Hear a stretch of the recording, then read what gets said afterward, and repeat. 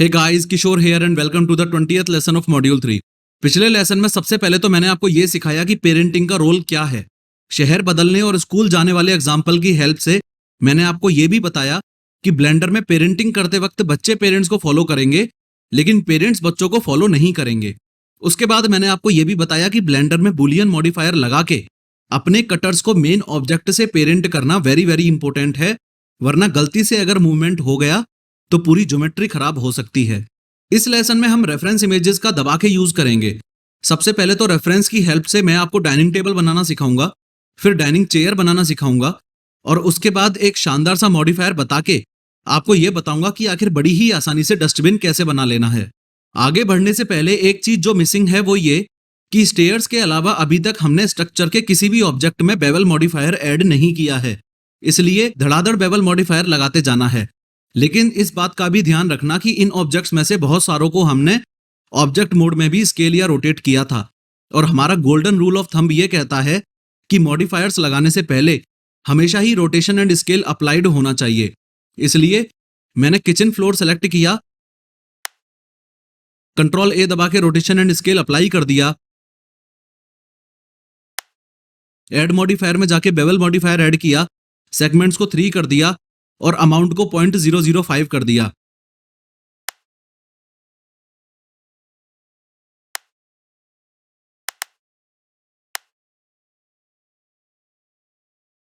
Same steps मैं home gym floor के लिए भी लूंगा।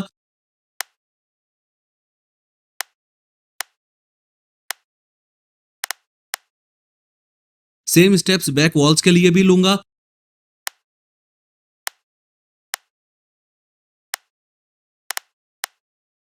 और सेम स्टेप्स इस फर्स्ट फ्लोर के लिए भी लूंगा।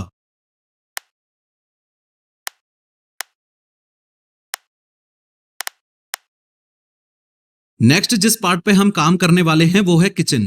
तो मैंने सबसे पहले स्ट्रक्चर और रेफरेंस वाले कलेक्शन को फोल्ड कर दिया और टिक मार्क लगा के इन दोनों कलेक्शंस को टर्न ऑफ भी कर दिया।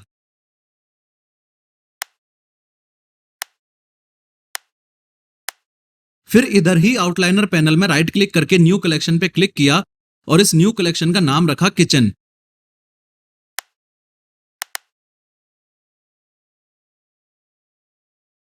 थ्री व्यू पोर्ट में आके शिफ्ट सी दबाया तो 3D कर्सर वर्ल्ड ओरिजिन पे आ गया। इस लेसन के मटेरियल सेक्शन में जाके डाइनिंग टेबल फ्रंट व्यू और डाइनिंग टेबल साइड व्यू इन दोनों रेफरेंस इमेजेस को अपने कंप्यूटर में डाउनलोड कर लिया। नंपैड 1 से फ्रंट ऑर्थो व्यू में गया, ऐड में गया, इमेज में गया और रेफरेंस पे क्लिक करके इस डाइनिंग टेबल फ्रंट को सेलेक्ट किया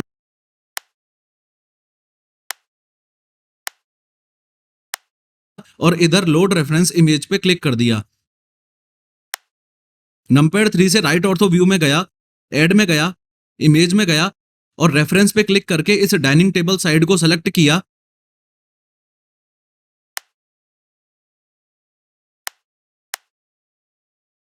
और इधर लोड रेफरेंस इमेज पे क्लिक कर दिया और पैन अराउंड करके देखा तो सब कुछ सही है। और अब टाइम आ गया है अपनी 3D टेबल क्रिएट करने का। सबसे पहले ऐड में गया, मैश में गया और एक क्यूब ऐड किया।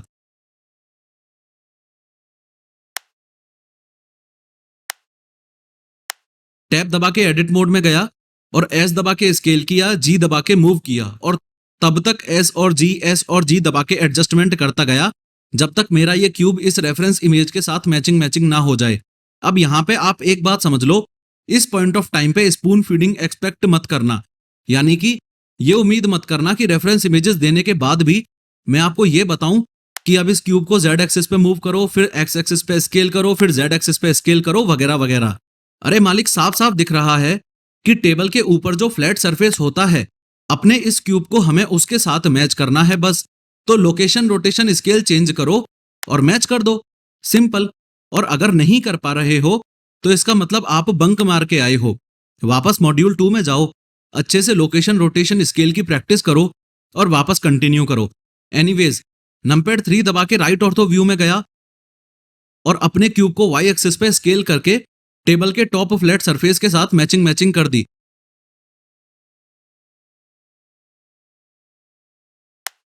राइट ऑर्थो व्यू में रहते हुए ही रेफरेंस इमेज के कोने के पास जाके देखा तो ये टेबल थोड़ी सी अंदर घुसी पड़ी है। तो अपने क्यूब को भी सेंटर में थोड़ा सा अंदर घुसेड़ने के लिए कंट्रोल आर दबा के 2 बार डबल क्लिक कर दिया तो लूप कट ऐड कर दिया। कंट्रोल बी से इस एज को बेवल करते वक्त रेफरेंस इमेज पे साथ की साथ नजर भी रखी। फिर ऑल्ट प्लस ई दबा के एक्सट्रूड के एडवांस्ड ऑप्शंस ओपन किए और एक्सट्रूड फेसेस अलोंग नॉर्मल्स पे क्लिक करके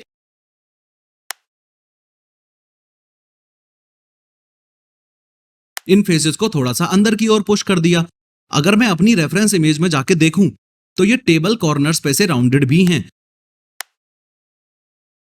उसके लिए 2 दबा के एज सेलेक्ट मोड में गया, ए दबा के सारी एजेस सेलेक्ट कर ली और कंट्रोल बी से बेवल करना शुरू कर दिया। तो हो गया ना लफड़ा। लफड़ा इसलिए हुआ क्योंकि हमें सारी एजेस थोड़े ना राउंडेड करनी है, सिर्फ ये कॉर्नर वाली एजेस ही तो राउंडेड करनी है। तो सिर्फ कॉर्नर वाली एजेस ही तो सेलेक्ट करेंगे ना। पूरी टेबल सेलेक्ट करने का मतलब क्या है? अब सिर्फ कॉर्नर वाली एजेस सेलेक्ट हो जाएं, बाकी सब डी सेलेक्ट हो जाएं। इसके लिए मैं क्या करूंगा, नंपैड 7 से टॉप ऑर्थो व्यू में गया, ऑल्ट जेड से एक्सरे मोड में रहते हुए ही सी दबा के सर्कल सेलेक्ट ऑप्शन को एक्टिवेट किया। अब हमें यहां एजेस सेलेक्ट तो करनी है नहीं, बल्कि डी सेलेक्ट करनी है। तो मैं पहले तो ऑल्ट दबा के रखूंगा और फिर एलएमपी दबा के रखूंगा और जो जो एजेस डी सेलेक्ट करनी है उनके ऊपर इस सर्किल को रगड़ता जाऊंगा।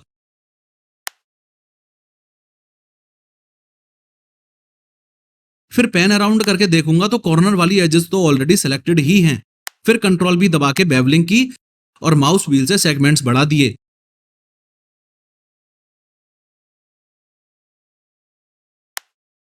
फिर दोबारा फ्रंट व्यू में गया और एक सिलेंडर ऐड कर लिया।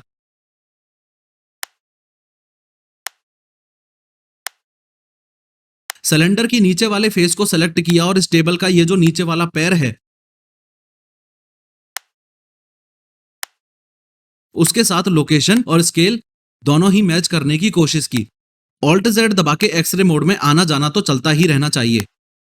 फिर पैन अराउंड करके सिलेंडर के इस ऊपर वाले फेस को भी सेलेक्ट किया, ऐसे स्केल करके और जी से मूव करके इस फेस को भी रेफरेंस इमेज के हिसाब से एडजस्ट कर दिया। और हाँ, जेड एक्सेस वाले गिज्मो को पकड़ के थोड़ा सा नीचे की ओर पैन अराउंड करके टेबल के नीचे वाले फेस के साथ स्नैपिंग करना मत भूलना। फिर एल दबा के इस सिलेंडर को सेलेक्ट किया, शिफ्ट डी और एक्स दबा के इसको एक्स एक्सिस पे इधर ले आया, आर जेड और 180 दबा के इसको जेड एक्सिस पे रोटेट कर लिया और लाल वाले गिज्मो को पकड़ के लोकेशन एडजस्ट कर ली। फिर एल दबा के इन दोनों पैरों को सेलेक्ट किया, नंपैड 3 से राइट ऑर्थोग्राफिक व्यू में गया, वाई एक्सिस पे आगे मूव कर लिया,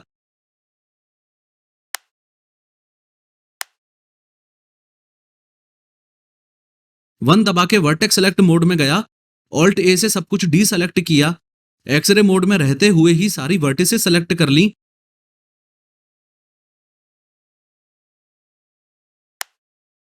और वाई एक्सिस पे थोड़ा सा मूव कर दिया।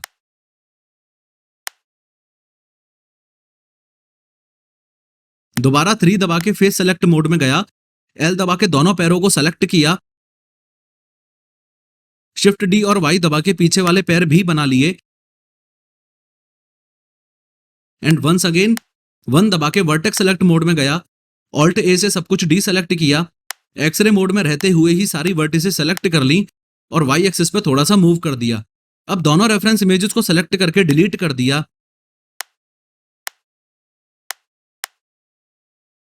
टेबल को उठा के फ्लोर पे रख दिया और बेवल मॉडिफायर ऐड कर दिया।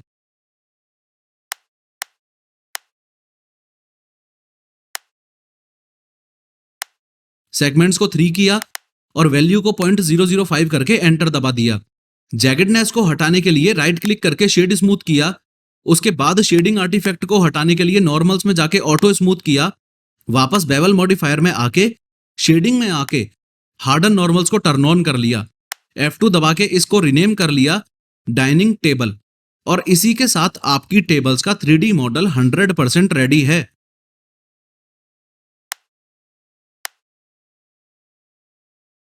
अगेन फ्रंट ऑर्थो व्यू में गया, डाइनिंग टेबल को हाइड किया, ऐड में जाके इमेज में जाके रेफरेंस में जाके डाइनिंग टेबल फ्रंट वाली रेफरेंस इमेज को लोड किया,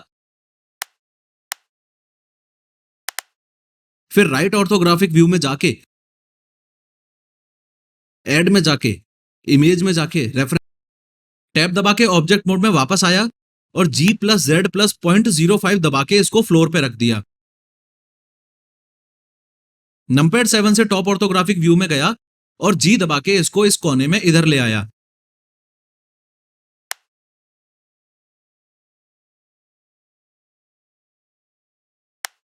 टैब दबा के एडिट मोड में गया, 3 दबा के फेस सेलेक्ट मोड में गया, इस ऊपर वाले फेस को सेलेक्ट किया।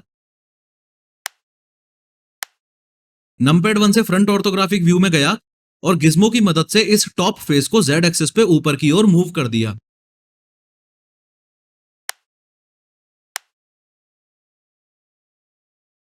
फिर फ्रंट ऑर्थो व्यू में रहते हुए ही R और 45 दबा के इस फेस को 45 डिग्रीज रोटेट कर दिया। ऑल्ट Z दबा के एक्सरे मोड में गया और इस नीचे वाले फेस को सेलेक्ट कर लिया।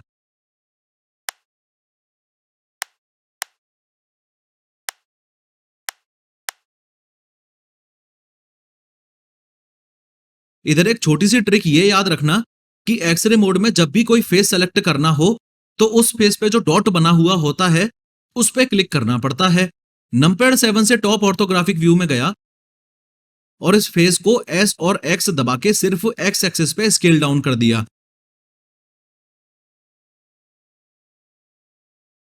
इन शॉर्ट हमने इस फेस को स्केल डाउन इसलिए किया ताकि ये सिलेंडर हमें ऊपर से पतला और नीचे से मोटा दिखाई न दे। ए दबा के पूरे सिलेंडर को सेलेक्ट कर दिया और शिफ्ट D+X दबा के इसको X एक्सिस पे इस कोने पे ले आया। ऑल्ट प्लस LMB से पैन अराउंड करके देखा कि सब कुछ सही तो है ना। फिर RZ और 180 दबा के इस सिलेंडर को 180 डिग्रीज रोटेट कर दिया। नंपैड 7 से टॉप ऑर्थोग्राफिक व्यू में गया और शिफ्ट D से डुप्लीकेट किया।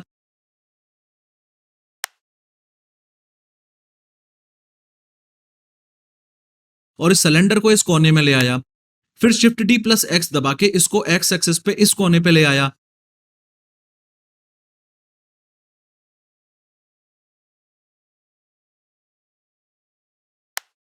ऑल्ट प्लस LMB से पैन अराउंड करके देखा कि सब कुछ सही तो है ना। फिर RZ और 180 दबा के इस सिलेंडर को 180 डिग्रीज रोटेट कर दिया। अगेन नंपैड 7 से टॉप ऑर्थोग्राफिक व्यू में गया और शिफ्ट D और X दबाया तो इस सिलेंडर को डुप्लीकेट करके X एक्सिस पे इधर जस्ट साइड में मूव कर दिया। पैन अराउंड करके देखा सब कुछ सही तो है ना, और अगर सब कुछ सही पाया तो RZ और 90 दबा के इस सिलेंडर को रोटेट कर दिया। फिर नंपैड 7 से टॉप ऑर्थोग्राफिक व्यू में जाके शिफ्ट D और Y दबा के इस सिलेंडर को इधर ले आया और RZ 180 दबा के इसको 180 डिग्रीज रोटेट कर दिया।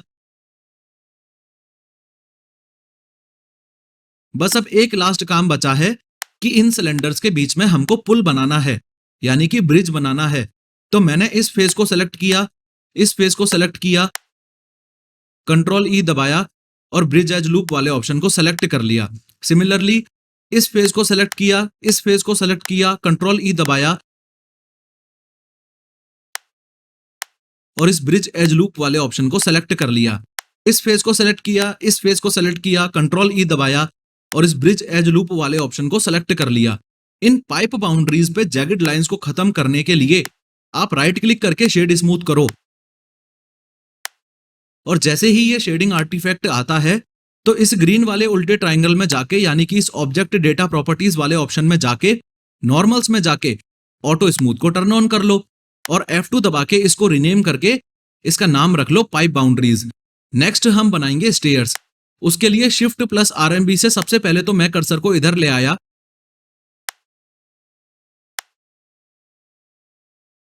ऐड में गया, मैश में गया और एक क्यूब ऐड किया। टैब दबा के एडिट मोड में गया और S+0.03 दबा के इसको स्केल डाउन कर दिया।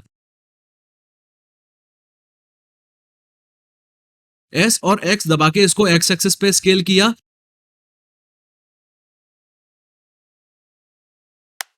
और पहले रेड वाले गिज्मो से, फिर ब्लू वाले गिज्मो से, फिर ग्रीन वाले गिज्मो से इसकी लोकेशन एडजस्ट कर ली।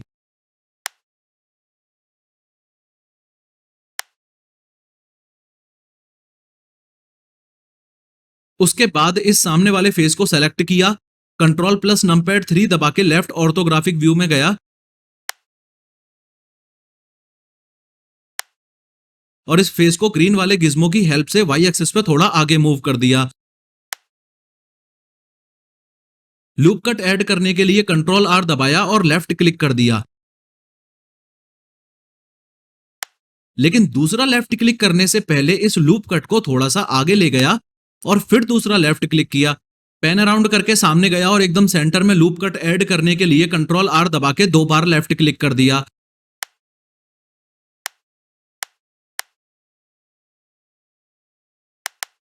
फिर कंट्रोल प्लस बी से इस एज को कुछ इस प्रकार मैंने बेवल कर दिया।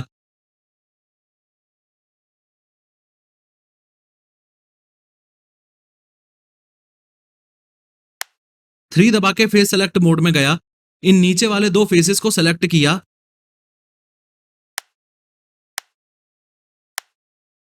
कंट्रोल प्लस नंपैड 3 से लेफ्ट ऑर्थो व्यू में गया और ई दबा के नीचे एक्सट्रूड कर दिया।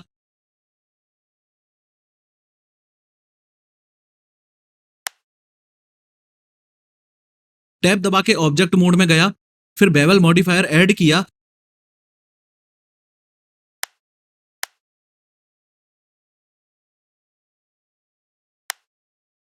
सेगमेंट्स को 3 किया और अमाउंट को 0.005 कर दिया।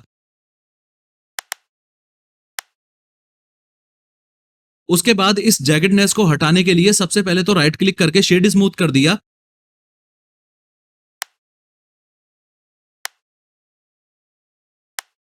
फिर ऑब्जेक्ट डेटा प्रॉपर्टीज में जाके नॉर्मल्स में जाके ऑटो स्मूथ को टर्न ऑन कर दिया,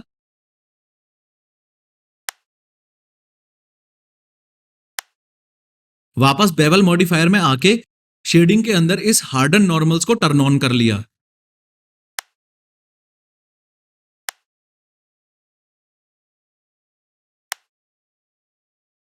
फिर बेवल मॉडिफायर को फोल्ड किया, एरे मॉडिफायर को ऐड किया,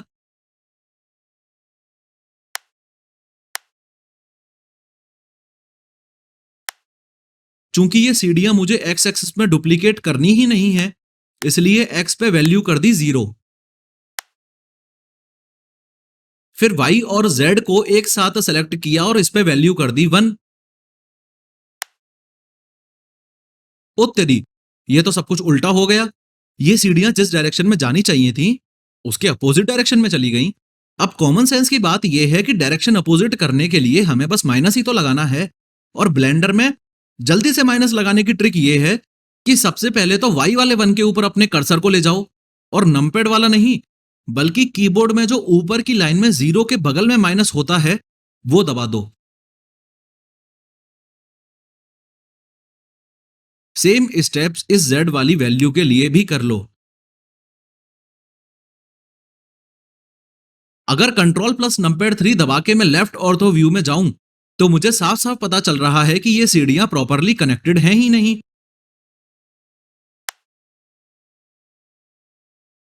इसका सॉल्यूशन ये है कि एरे मॉडिफायर की इस वाई एक्सिस वाली वैल्यू को मैनिपुलेट करके मैं इस दूसरी सीढ़ी को पीछे ले आऊं।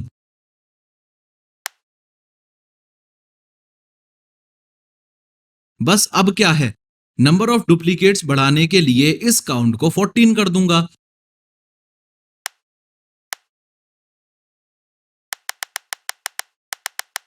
अगर आप ध्यान से समझोगे तो अभी भी एक प्रॉब्लम यह है कि इन स्टेयर्स के पैर अभी तक जमीन से टच हुए ही नहीं हैं। इसका सॉल्यूशन यह है कि मैं सबसे पहले वाली ओरिजिनल वाली सीढ़ी के एडिट मोड में जाऊंगा, ऑल्ट जेड दबा के एक्सरे मोड में जाके देखता हूं तो ये नीचे वाले दोनों फेसेस तो ऑलरेडी सेलेक्टेड ही हैं, इसलिए वापस सबसे नीचे वाली सीढ़ी के पास आ जाऊंगा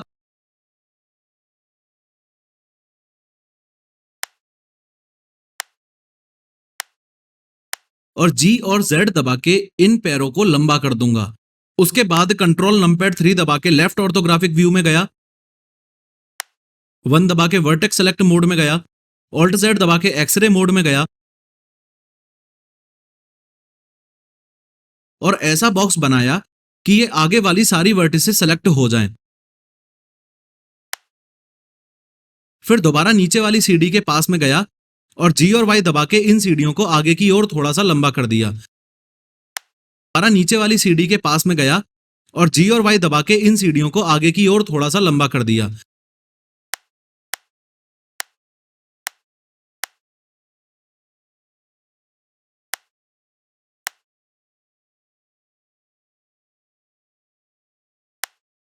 अभी जो मैंने पैर की लंबाई और सीढ़ी की चौड़ाई बढ़ाई, उसका लॉजिक अगर आपको समझाऊं तो ये नीचे वाली 13 स्टेयर्स तो सिर्फ एक कॉपी है। इनमें तो हम कोई बदलाव कर ही नहीं रहे। लेकिन अगर उस ऊपर वाली ओरिजिनल वाली स्टेयर्स में अगर मैं कोई भी चेंज करूंगा तो ऑब्वियसली इनमें भी चेंजेस हो ही जाएंगे ना। अगर मैं ओरिजिनल वाली के पैर थोड़े लंबे करूं तो इनके भी पैर थोड़े लंबे होते जाएंगे और सेम केस चौड़ाई के साथ भी है। एनीवेज, अपनी स्टेयर्स की ये रेलिंग और अपनी होम जिम की ये बाउंड्री, ये दोनों आपको खुद बनानी है एक्सरसाइज के रूप में। इसे आप अपना असाइनमेंट भी समझ सकते हो। इस मॉड्यूल 3 के एंड में एक डेडिकेटेड लेसन में मैं खुद आपको विंडोज रेलिंग और होम जिम बाउंड्री बनाना सिखाऊंगा। लेकिन पहले आप भी तो ट्राई करके देखो और बाद में मेरे साथ कंपेयर करके देखना कि जो अप्रोच आपने ली थी वो सही है या गलत। इस लेसन के साथ ही हमने अपने 3D रूम का स्ट्रक्चर वाला पोर्शन फिनिश कर लिया। सबसे पहले तो हमने ये देखा कि ब्रिज एज लूप्स वाला कॉन्सेप्ट पुल बनाने में कैसे काम आता है। उसके बाद हमने ये सीखा कि एरे मॉडिफायर से स्टेयर्स बनाने के बाद भी वापस हम ओरिजिनल वाली स्टेयर में जाके कोई भी चेंज कैसे कर सकते हैं। नेक्स्ट लेसन में हम अपने 3D रूम के सेकंड पार्ट की ओर बढ़ जाएंगे। 3D में किचन बनाने की शुरुआत करके सबसे पहले हम टेबल, चेयर और डस्टबिन एक्सेट्रा बना लेंगे।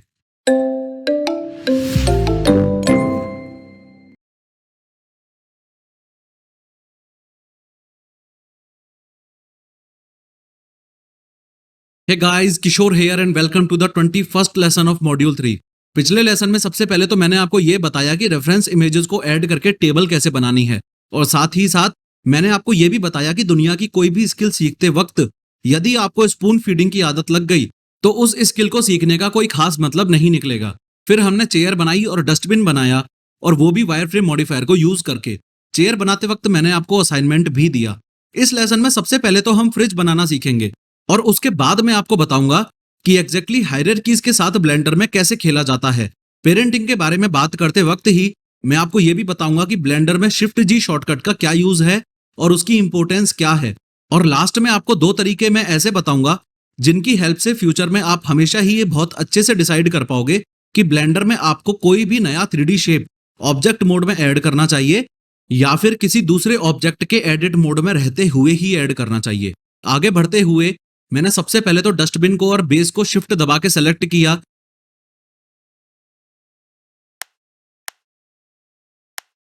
और एच दबा के हाइड कर दिया। डस्टबिन की दोनों रेफरेंस इमेजेस को अनहाइड किया और सेलेक्टेबल बनाया और डिलीट कर दिया।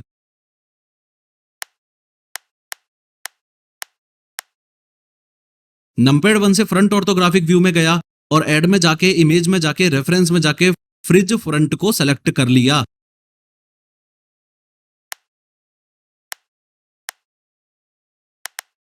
नंपेड 3 से राइट ऑर्थोग्राफिक व्यू में गया और फ्रिज की साइड वाली रेफरेंस इमेज भी ऐड कर ली।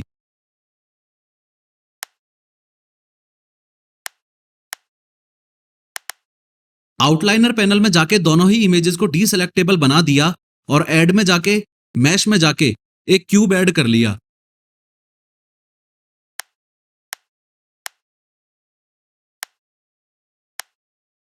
टैब दबा के एडिट मोड में गया और एस दबा के स्केल डाउन कर लिया।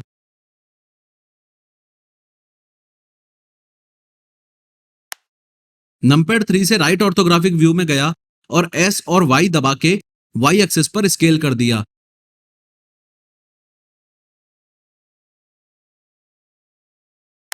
3 दबा के फेस सेलेक्ट मोड में गया, फिर ऊपर वाले फेस को सेलेक्ट कर लिया। नंपेड 1 से फ्रंट ऑर्थो व्यू में गया और इस फेस को जेड एक्सिस पे ऊपर मूव कर दिया।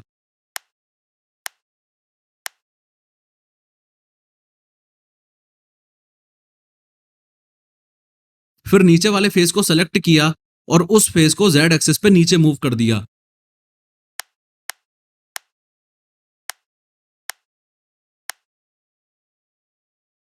अगर मैं राइट ऑर्थो व्यू में एक्सरे मोड में रहते हुए ही देखूं तो मुझे साफ साफ पता चल रहा है कि इस फ्रिज के अपर डोर और लोअर डोर के पार्टीशन के लिए हॉरिजॉन्टल और वर्टिकल कट्स आएंगे। तो शिफ्ट और आरएमबी से मैं अपने 3D कर्सर को इस हॉरिजॉन्टल गैप पे ले आया।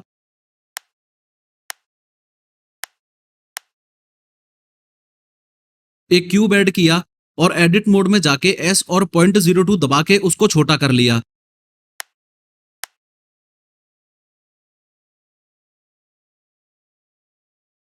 उसके बाद रेफरेंस इमेज में दिखाए गए कट के हिसाब से इस क्यूब का स्केल और लोकेशन चेंज कर दी।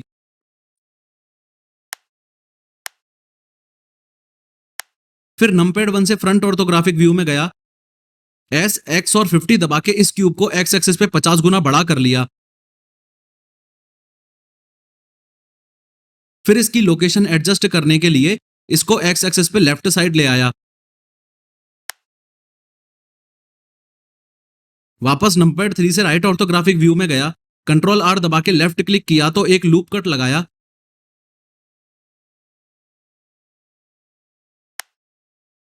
और दूसरा लेफ्ट क्लिक करने से पहले उस लूप कट को इधर ले आया। 3 दबा के फेस सेलेक्ट मोड में गया, पेन अराउंड करके ऊपर और नीचे वाले फेसेस सेलेक्ट किए, ऑल्ट ई दबा के सेकंड वाला ऑप्शन चूज किया और 3 दबा दिया तो ये फेसेस 3 मीटर ऊपर और 3 मीटर नीचे एक्सट्रूड हो गए।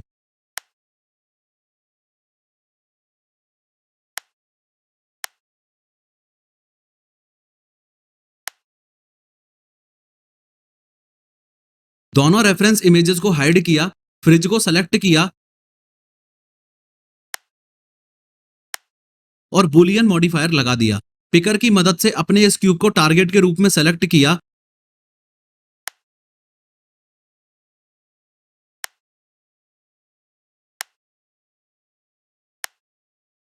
और अप्लाई ऑल पे क्लिक करके बुलियन मॉडिफायर को अप्लाई कर दिया। अरे हाँ भाई हाँ, ऑलरेडी मैं इस बात से वाकिफ हूं कि इसे ही डिस्ट्रक्टिव मॉडलिंग बोला जाता है और इस अप्रोच को ज्यादा से ज्यादा अवॉइड करना चाहिए, लेकिन कभी कभी आपको ये अप्रोच भी लेनी पड़ सकती है। खैर, अपने इस बुलियन टारगेट को सेलेक्ट करके डिलीट कर दिया, फ्रिज को सेलेक्ट करके एडिट मोड में गया और दोनों डोर्स के अंदर वाले फेसेस को शिफ्ट दबा के सेलेक्ट करके आई दबा के इंसर्ट कर दिया।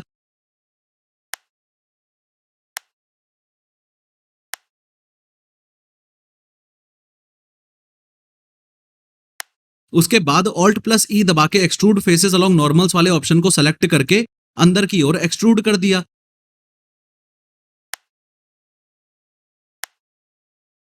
उसके बाद इस नीचे वाले फेस को सेलेक्ट किया, आई दबा के इंसर्ट किया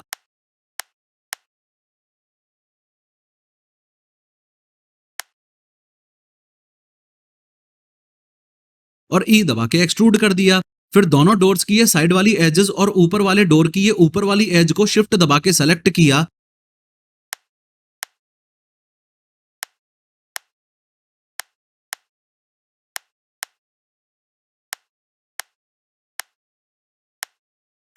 और कंट्रोल भी दबा के बेवल कर दिया। फिर से याद दिला रहा हूं कि जब भी आप एडिट मोड में कंट्रोल भी दबा के बेवलिंग करते हो तो माउस व्हील को scroll up and scroll down करके हमेशा ही सेगमेंट्स में चेंजेस कर सकते हो। फिर इस फ्रिज पे बेवल मॉडिफायर लगा दिया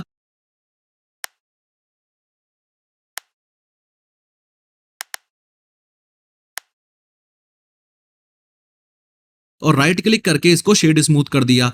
शेडिंग आर्टिफैक्ट आते ही ऑब्जेक्ट डेटा प्रॉपर्टीज में जाके नॉर्मल्स में जाके ऑटो स्मूथ को टर्न ऑन कर लिया और वापस बेवल मॉडिफायर में आके शेडिंग में आके हार्डन नॉर्मल्स को टर्न ऑन कर लिया और लास्ट में बचा हुआ शेडिंग इशू रिमूव करने के लिए वेटेड नॉर्मल मॉडिफायर भी लगा दिया।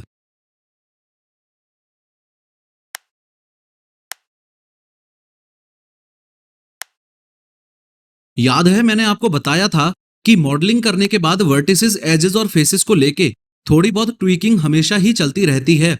इस लाइन का मतलब अगर आपको मैं इस मॉडल में समझाऊं तो वापस दोनों रेफरेंस इमेजेस को आउटलाइनर पैनल में जाके अनहाइड करो और राइट ऑर्थो व्यू में जाके ये देखो जहां दोनों डोर्स का पार्टीशन हो रहा है वहां अपने दोनों डोर्स के अंदर वाले फेसेस थोड़े ज्यादा ही इंसर्ट हो गए थे। इसका सॉल्यूशन ये है कि फ्रिज के एडिट मोड में जाके इस फेस को थोड़ा ऊपर कर दो और इस फेस को थोड़ा सा नीचे कर दो, सिंपल। एनीवेज, हैंडल बनाने के लिए मैं फ्रंट ऑर्थोग्राफिक व्यू में गया, शिफ्ट और आरएमबी से 3D कर्सर को इस हैंडल की लोकेशन पे ले गया। और हैंडल की लोकेशन मुझे पता कैसे चली? ऑब्वियसली रेफरेंस इमेजेस में देख के। फिर एक प्लेन ऐड किया, एडिट मोड में गया और RX90 दबा के 90 डिग्रीज रोटेट कर लिया।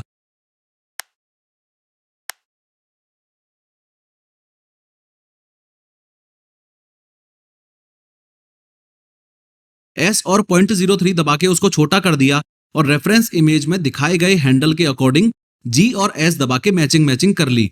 इस बात का हमेशा ही ध्यान रखना कि लोकेशन रोटेशन या स्केल करते वक्त अगर आप शिफ्ट दबा के रखते हो तो हमेशा ही कंट्रोल्ड मूवमेंट कर सकते हो। फिर नंपैड 3 से राइट ऑर्थोग्राफिक व्यू में गया और अपने इस प्लेन को रेफरेंस इमेज के हिसाब से आगे मूव कर दिया।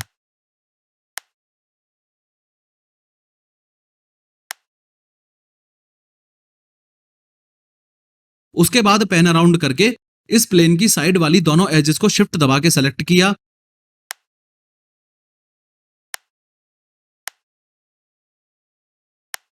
फिर से राइट ऑर्थोग्राफिक व्यू में जाके इन दोनों एजेस को ई दबा के एक्सट्रूड कर दिया।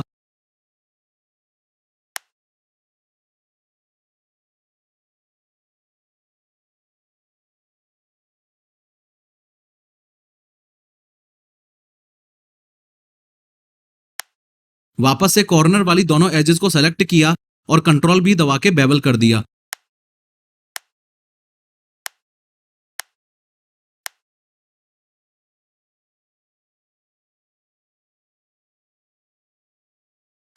वापस ऑब्जेक्ट मोड में जाके इसको सॉलिड करने के लिए या यूं कह लो कि इसको मोटा करने के लिए सॉलिडिफाई मॉडिफायर लगाया।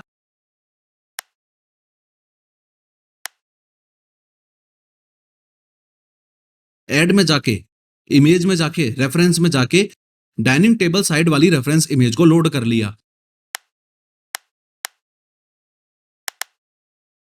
आउटलाइनर पैनल में इस फिल्टर वाले आइकन में आके इस सेलेक्ट वाले आइकन को एक्टिवेट किया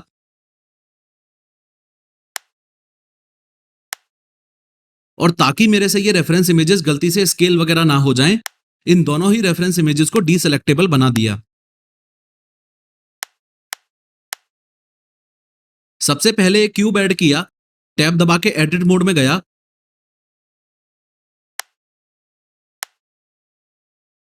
और एक्सरे मोड में जाके रेफरेंस इमेजेस के साथ इसकी मैचिंग मैचिंग कर ली।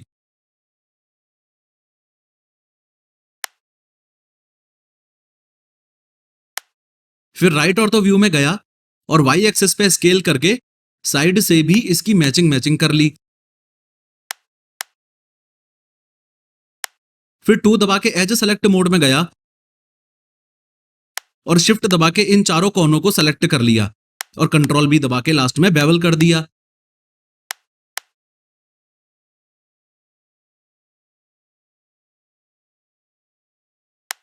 नंपैड 1 से फ्रंट ऑर्थोग्राफिक व्यू में गया, ए दबा के इस पूरे क्यूब को सेलेक्ट किया, शिफ्ट डी और जेड दबा के इस पूरे क्यूब को सेलेक्ट किया और ऊपर ले गया।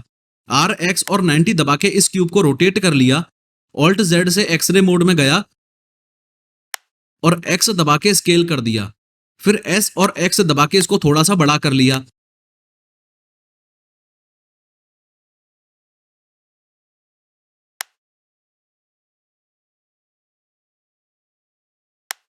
नंपैड 3 से राइट ऑर्थोग्राफिक व्यू में गया, सबसे पहले इसकी लोकेशन सेट की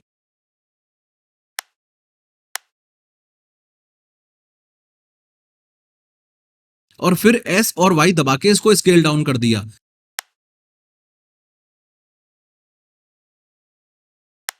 अब बचा ही क्या है, जैसे टेबल के लिए पैर बनाए थे वैसे ही इसके लिए भी पैर बनाने हैं। राइट ऑर्थो में रहते हुए ही सबसे पहले एक सिलेंडर ऐड किया, एस और 0.1 दबा के उसको स्केल डाउन कर दिया।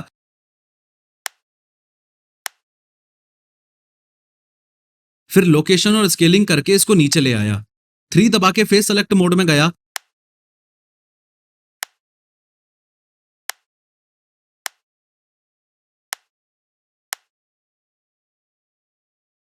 और इस ऊपर वाले फेस को ऊपर ले आया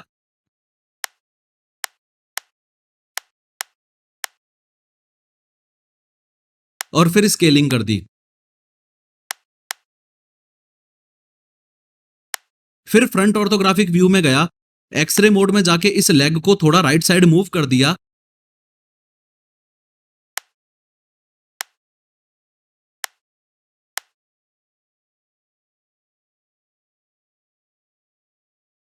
ऑल्ट ए से सब कुछ डी सेलेक्ट किया। 1 दबा के वर्टेक्स सेलेक्ट मोड में गया। बी दबा के ऐसा बॉक्स बनाया कि नीचे वाली सारी वर्टिसेस सेलेक्ट हो जाएं और इस नीचे वाले पैर को थोड़ा सा राइट साइड मूव कर दिया। जैसा कि मैंने आपको पहले भी बताया है कि फाइनल एडजस्टमेंट और थोड़ी बहुत ट्विकिंग हमेशा ही चलती रहती है।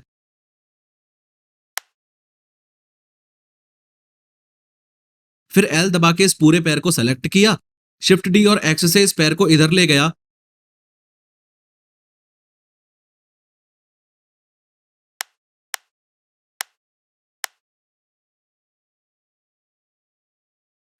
फिर ऊपर वाली सारी वर्टिसेस सेलेक्ट कर ली और इसकी लोकेशन वगैरह एडजस्ट कर ली।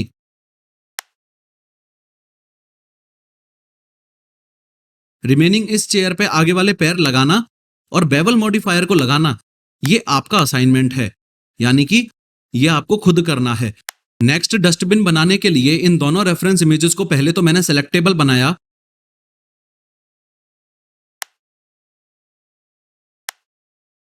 और फिर डिलीट कर दिया। उसके बाद इसका नाम रखा चेयर और एच दबा के हाइड कर दिया। समय समय पे उस पर्टिकुलर लेसन के मटेरियल सेक्शन में से रेफरेंस इमेजेस डाउनलोड करते रहना है। नंपैड 1 से फ्रंट ऑर्थोग्राफिक व्यू में गया और डस्टबिन फ्रंट वाली रेफरेंस इमेज ऐड कर ली। नंपैड 7 से टॉप ऑर्थोग्राफिक व्यू में गया और डस्टबिन टॉप वाली रेफरेंस इमेज ऐड कर ली। इमेजेस के साथ गलती से कोई छेड़खानी ना हो जाए, इसलिए दोनों को डीसेलेक्टेबल बना दिया। टॉप ऑर्थो व्यू में रहते हुए ही ऐड में गया, मैश में गया और एक सिलेंडर ऐड कर लिया। टैब दबा के एडिट मोड में गया, 3 दबा के फेस सेलेक्ट मोड में गया और पेन अराउंड करके ये ऊपर वाला फेस सेलेक्ट कर लिया। फ्रंट ऑर्थो में जाके इसको ऊपर ले आया और ऐसे स्केल कर दिया।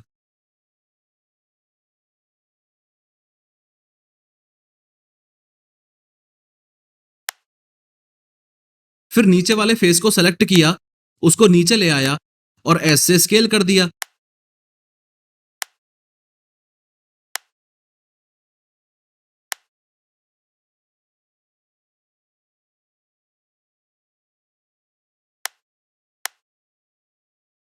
शिफ्ट डी और जेड दबा के इस फेस को डुप्लीकेट करके ऊपर ले आया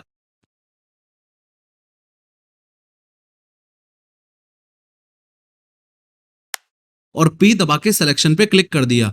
टैब दबा के अगर मैं ऑब्जेक्ट मोड में जाऊं तो ये डस्टबिन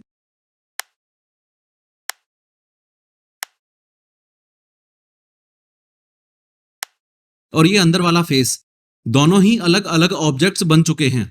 अलग अलग ऑब्जेक्ट्स हमने इनको इसलिए बनाया क्योंकि इन दोनों पे ही अलग अलग मॉडिफायर्स लगने वाले हैं।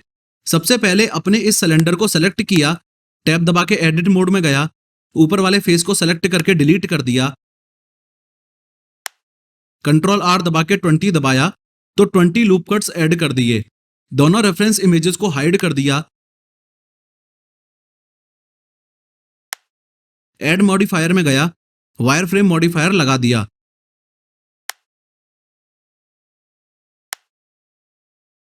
ऑब्जेक्ट मोड में आके देखा तो शानदार सी डस्टबिन की डिजाइन ऑलरेडी रेडी है। अब आप इसकी थिकनेस को स्वाद अनुसार अपने हिसाब से बढ़ा घटा सकते हो। उसके बाद इस नीचे वाले फेस को सेलेक्ट किया, ऐड मॉडिफायर में जाके सॉलिडिफाई मॉडिफायर लगा दिया और थिकनेस को अपने हिसाब से एडजस्ट करके उसकी लोकेशन भी एडजस्ट कर ली।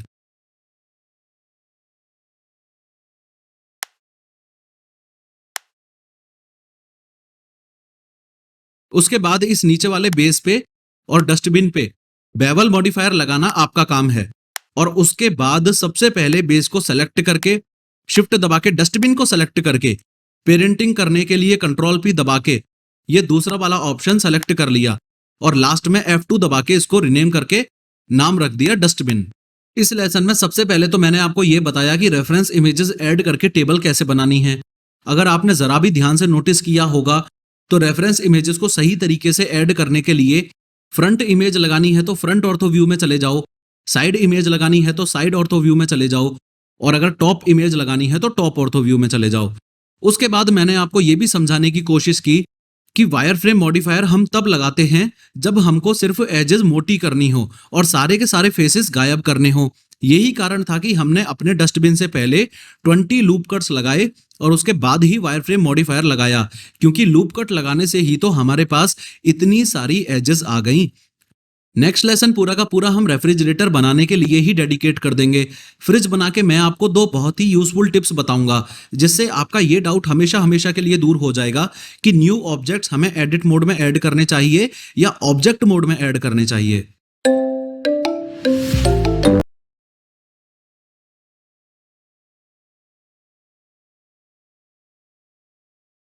हे guys, Kishore here and welcome to the 22nd lesson of module 3।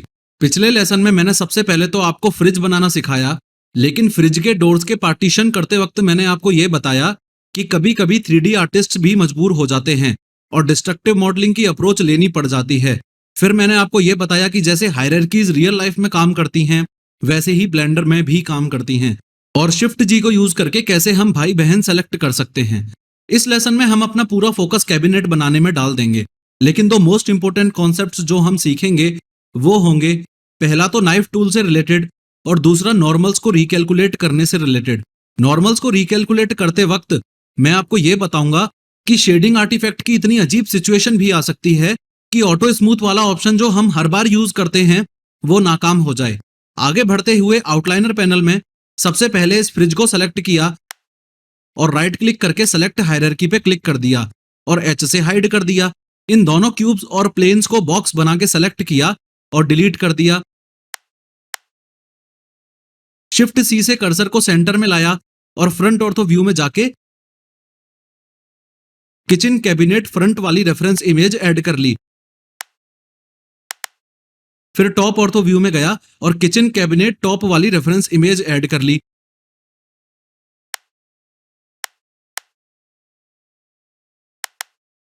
Outliner panel में जाके दोनों ही रेफरेंस इमेजेस को डीसेलेक्टेबल बना दिया और फ्रंट ऑर्थो व्यू में जाके क्यूब ऐड कर दिया। टैब दबा के एडिट मोड में गया, फिर एस और पॉइंट वन दबा के इस क्यूब को छोटा कर लिया। फर्दर इसको जेड एक्सिस पे ऊपर मूव किया।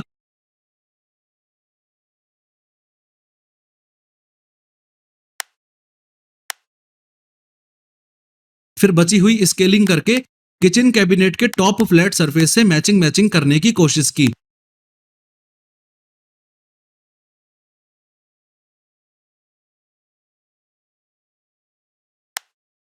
नंपैड 7 से टॉप ऑर्थोग्राफिक व्यू में गया और अगेन इस क्यूब को वाई एक्सिस पे स्केल करके मैचिंग मैचिंग करने की कोशिश की।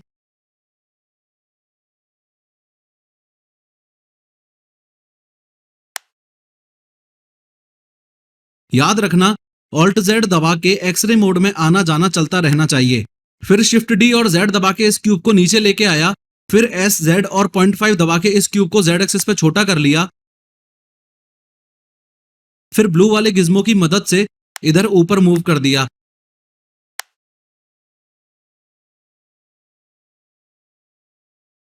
अब कैबिनेट के पार्टीशंस बनाने के लिए धड़ाधड़ लूप कट्स लगाने हैं। कंट्रोल आर दबा के डबल क्लिक किया तो सबसे पहले सेंटर में एक लूप कट लगा दिया। फिर कंट्रोल बी दबा के बेवल किया और माउस व्हील की मदद से सेगमेंट्स कम कर दिए। तो कुछ इस प्रकार से एज की बेवलिंग करके हमने पार्टीशन बनाने की शुरुआत कर दी।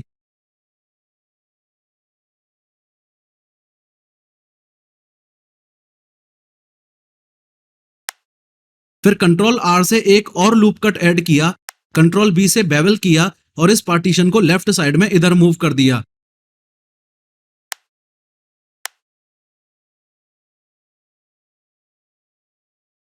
फिर कंट्रोल आर दबा के दो बार लेफ्ट क्लिक करके एक और लूप कट ऐड कर लिया। कंट्रोल बी से बेवल किया और इस पार्टीशन को भी थोड़ा राइट साइड में मूव कर दिया। याद रखना कि अगर पार्टीशन थोड़ा छोटा बड़ा हो जाए तो हमेशा ही एस और एक्स दबा के आप इसे चेंज कर सकते हो। फिर पेन अराउंड करके 3 दबा के फेस सेलेक्ट मोड में गया और नीचे वाले इन सभी पार्टीशंस के फेसेस भी सेलेक्ट कर लिए।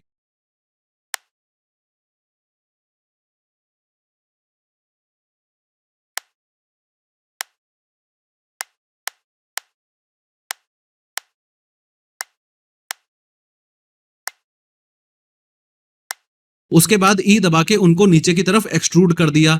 फाइनली वो टाइम आ ही गया जब मैं आपको नाइफ टूल के बारे में बताऊं। देखो एक बात तो सिंपल सी है, नाइफ का जो असल जिंदगी में रोल है वो ही सेम रोल ब्लेंडर में भी है, यानी कि कट लगाना। यहां मेरी रेफरेंस इमेज मुझसे चिल्ला चिल्ला के कह रही है कि ये तीनों पार्टीशंस आपस में कनेक्ट होंगे, या फिर दूसरे शब्दों में ये कह लो कि इन तीनों पार्टीशंस के बीच में मुझे पुल बनाने पड़ेंगे। अब पुल बनाने के लिए मेरे पास ज्योमेट्री तो है ही नहीं।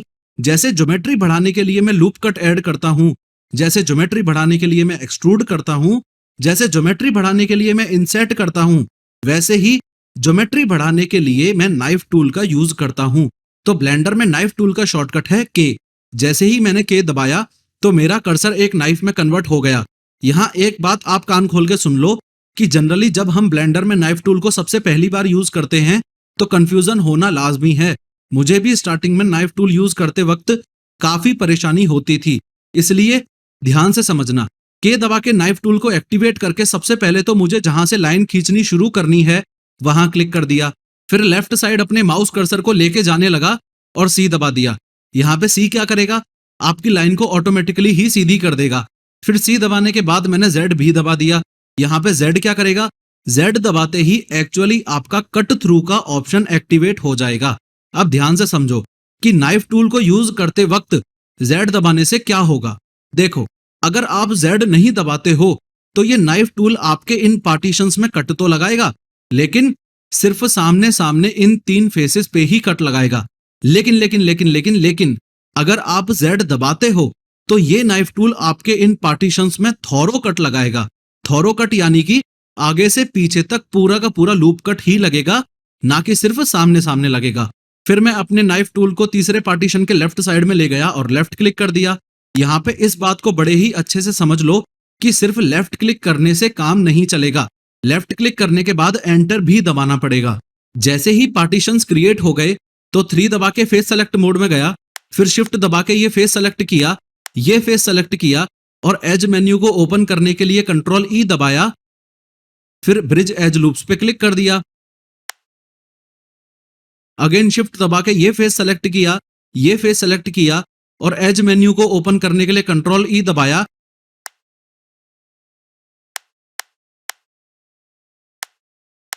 और फिर ब्रिज एज लूप्स। एक बार फिर से के दबा के नाइफ टूल को एक्टिवेट किया। रेफरेंस इमेज में पार्टीशंस की ये जो इनकम्प्लीट लाइन दिख रही है, इसकी अप्रोक्सीमेट सिधाई में इधर क्लिक किया। लेफ्ट साइड अपने कर्सर को ले गया, सी जेड और लेफ्ट क्लिक दबा के एंटर दबा दिया। अगेन के दबा के नाइफ टूल को एक्टिवेट किया, थोड़ा सा ऊपर इधर क्लिक किया, लेफ्ट साइड अपने कर्सर को ले गया, सी जेड और लेफ्ट क्लिक दबा के एंटर दबा दिया। वापस से वही सेम स्टेप्स, इस फेस को और इस फेस को सेलेक्ट किया, कंट्रोल ई दबा के ब्रिज एज लूप्स,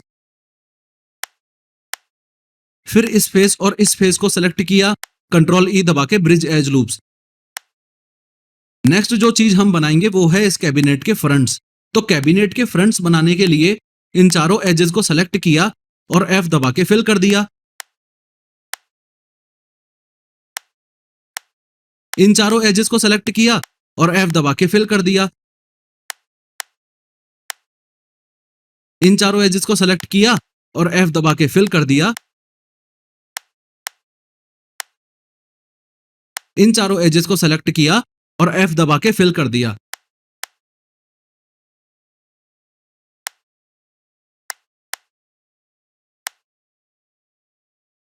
मैंने जरा सा पेन अराउंड करके देखा तो अपने कैबिनेट के ये जो 4 फ्रंट्स हैं इनमें शेडिंग इशू आ रहा है। अब ध्यान से समझो, इस शेडिंग इशू की सबसे वियर्ड यानी कि विचित्र बात जो मुझे लगी वो ये कि पूरे मॉडल में शेडिंग आर्टिफैक्ट नहीं आ रहा, बस इन 4 फेसेस पे ही आ रहा है। इस पॉइंट से कम एक बात तो क्लियर हुई, क्योंकि पूरे 3D मॉडल में लफड़ा नहीं है, इसलिए अपना ऑब्जेक्ट डेटा प्रॉपर्टीज में जाके नॉर्मल्स में जाके ऑटो स्मूथ वाला ऑप्शन किसी खास काम का नहीं है। इसका सॉल्यूशन ध्यान से समझना।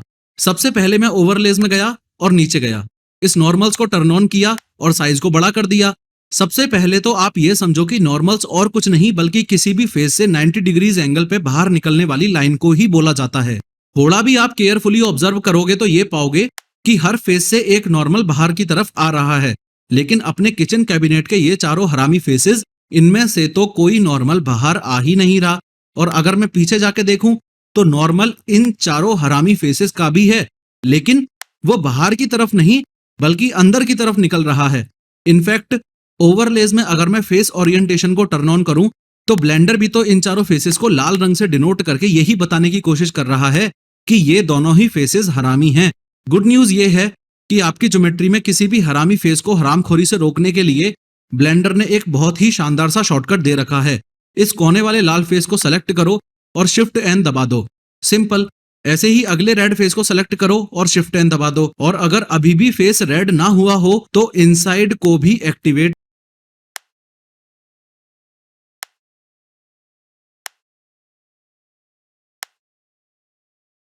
और स्वाद अनुसार थिकनेस को एडजस्ट कर लिया। फिर सॉलिडिफाई मॉडिफायर को फोल्ड किया, बेवल मॉडिफायर लगाया,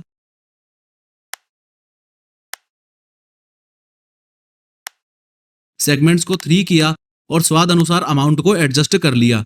फिर राइट क्लिक करके शेड स्मूथ किया, ऑब्जेक्ट डेटा प्रॉपर्टीज में जाके नॉर्मल्स में जाके ऑटो स्मूथ को टर्न ऑन किया, वापस बेवल मॉडिफायर में आके शेडिंग में आके हार्डन नॉर्मल्स को टर्न ऑन कर दिया। बस अब क्या है, दूसरा हैंडल बनाने के लिए नमपैड 1 से फ्रंट ऑर्थो व्यू में गया और एक्सरे मोड में गया और इस हैंडल को शिफ्ट डी और जेड दबा के डुप्लीकेट करके ऊपर कर दिया।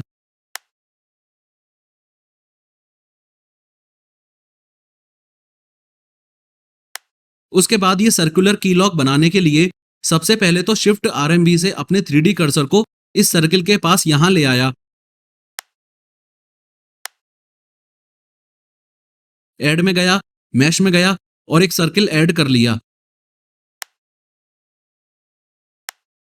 टैब दबा के एडिट मोड में गया और 1 दबा के वर्टेक्स सेलेक्ट मोड में गया।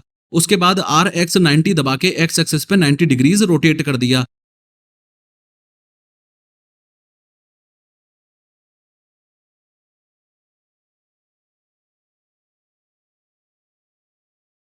S और 0.01 दबा के इसको स्केल डाउन कर दिया।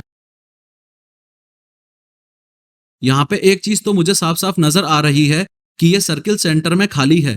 तो सबसे पहले इस सर्किल के फेस को फिल करने के लिए मैं F दबा दूंगा और S दबा के थोड़ा और बड़ा कर दूंगा।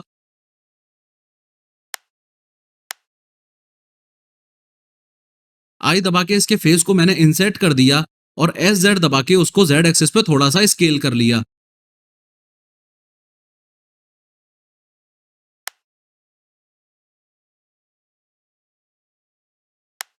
उसके बाद अगर मैं X दबाऊंगा तो ब्लेंडर मुझसे पूछेगा कि आपको क्या डिलीट करना है, तो मैं फेस पे क्लिक कर दूंगा। फिर बचा क्या, वो ही मॉडिफायर्स वाला काम। और असाइनमेंट के रूप में वो काम आपको करना है, यानी कि पहले सॉलिडिफाई मॉडिफायर लगा के इसको मोटा करना है, फिर बेवल मॉडिफायर लगा के वही शेड स्मूथ वाला प्रोसेस करना है। फ्रंट ऑर्थोग्राफिक व्यू में रहते हुए ही एक्सरे मोड में जाके अगर मैं सबसे नीचे आ जाऊं तो ये देखता हूं कि यहाँ पे तो मेरे फ्रिज का बेस रेफरेंस इमेज से मैच हो ही नहीं रहा। अगेन वो ही बात कि मरते दम तक ट्वीकिंग चलती ही रहती है। तो मैं फ्रिज को सेलेक्ट करके एडिट मोड में गया और पेन अराउंड करके ये राइट साइड वाला फेस सेलेक्ट कर लिया। फिर वापस फ्रंट ऑर्थोग्राफिक व्यू में आके और एक्सरे मोड में जाके रेफरेंस इमेज के हिसाब से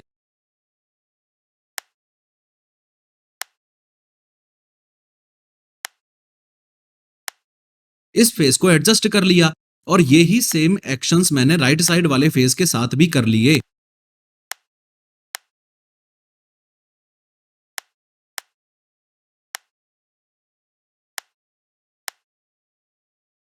लास्ट में दोनों रेफरेंस इमेजेस को डीसेलेक्टेबल बना के डिलीट कर दिया।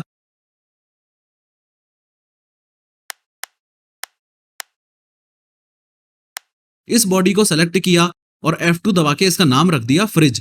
फिर की लॉक को सेलेक्ट किया, शिफ्ट दबा के दोनों हैंडल्स को सेलेक्ट किया और लास्ट में शिफ्ट दबा के फ्रिज को सेलेक्ट किया और पेरेंटिंग कर दी। फिर इस फ्रिज को उठा के मैंने फ्लोर पे रख दिया। फाइनली इसी के साथ आपका रेफ्रिजरेटर भी रेडी है। आगे के 3D मॉडल्स बनाने से पहले आपको दो शानदार शानदार ट्रिक्स बताता हूं। सबसे पहली ट्रिक है पेरेंटिंग से रिलेटेड। होपफुली आपको यह बताने की जरूरत नहीं है कि अभी जो हमने पेरेंटिंग की उसके हिसाब से ये फ्रिज तो बाप है, लेकिन ये की लॉक और ये दोनों हैंडल्स बेटे हैं। होपफुली आपको हायरार्की का मतलब भी पता होगा। अगर नहीं पता तो बता दूं कि परदादा दादा बाप बेटा पोता परपोता ये जो पीढ़ियां होती हैं इसे ही हायरार्की बोला जाता है। तो आउटलाइनर पैनल में आके इस फ्रिज को सेलेक्ट करके अगर मैं इस पे राइट क्लिक करूं तो यहाँ पे आपको सेलेक्ट हायरार्की का ऑप्शन भी दिख रहा होगा। इस ऑप्शन पे आप क्लिक करोगे तो इस फ्रिज के नीचे वाली जितनी भी पीढ़ियां हैं वो सारी की सारी सेलेक्ट हो जाएंगी। एनीवेज, अगर मैं Alt+A दबा के सब कुछ डी सेलेक्ट कर दूं और इस फ्रिज को सेलेक्ट करके Shift+G दबाऊं तो ब्लेंडर मुझसे पूछेगा कि आप क्या सेलेक्ट करना चाहते हो। तो अगर मुझे इस फ्रिज के बच्चे सेलेक्ट करने हैं तो मैं चिल्ड्रन पे क्लिक कर दूंगा और देखो ये तीनों सेलेक्ट हो गए। अब ये तीनों इस फ्रिज के बच्चे तो हैं लेकिन आपस में ये भाई बहन भी तो हुए ना। तो इनमें से एक को सेलेक्ट करके Shift+G दबा के अगर मैं सिबलिंग्स वाला ऑप्शन चूज कर लूं तो ये तीनों भाई बहन सेलेक्ट भी हो जाएंगे। दूसरी ट्रिक्स है ऑब्जेक्ट्स को ऐड करने से रिलेटेड।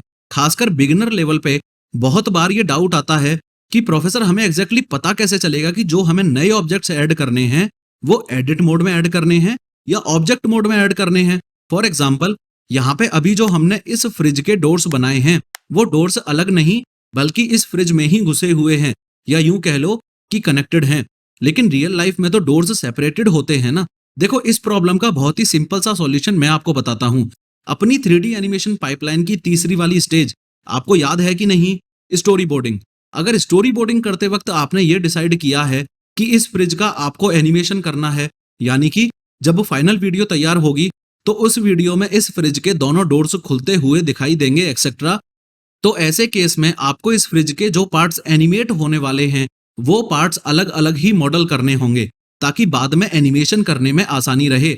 लेकिन अगर आपने स्टोरी बोर्डिंग के टाइम पे ये डिसाइड किया है कि ये फ्रिज बस बैकग्राउंड में रखा रहेगा और इस फ्रिज के किसी पार्ट का इन एंड इटसेल्फ कोई एनिमेशन नहीं होगा, तो ऐसे केस में आप इस फ्रिज के हैंडल्स को या डोर्स को एडिट मोड में ऐड करो या ऑब्जेक्ट मोड में ऐड करो, कोई फर्क नहीं पड़ता।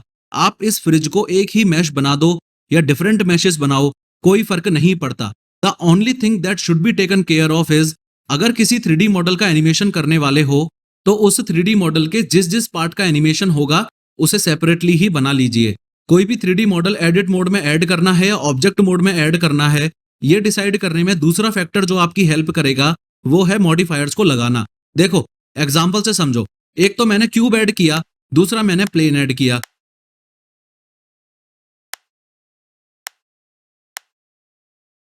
अब ये दोनों ही अलग अलग ऑब्जेक्ट्स हैं, तो अगर इस प्लेन पे मुझे सॉलिडिफाई मॉडिफायर लगाना है तो पूरी फ्रीडम के साथ मैं वो लगा सकता हूं और इस क्यूब पे भी कोई असर नहीं पड़ेगा। ऐसे ही अगर इस क्यूब पे मुझे बेवल मॉडिफायर लगाना है तो पूरी फ्रीडम के साथ मैं वो लगा सकता हूं और इस प्लेन पे भी कोई असर नहीं पड़ेगा। लेकिन अगर मैं कोई दूसरा क्यूब ऐड करूं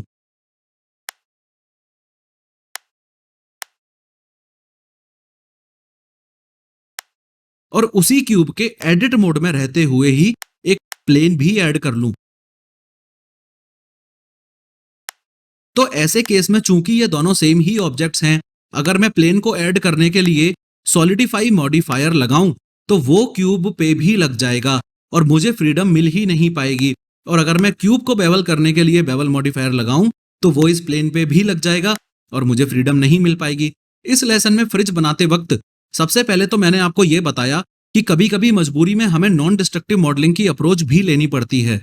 उसके बाद की लॉक बनाते वक्त हमने ये भी सीखा कि ब्लेंडर में जो सर्किल हम ऐड करते हैं वो ऑलरेडी फिल्ड नहीं आता, बल्कि उसे F दबा के हमें खुद ही फिल करना पड़ता है। फिर मैंने आपको हायरार्की के बारे में बताया और ये समझाया कि Shift+G शॉर्टकट का ब्लेंडर में क्या यूज होता है।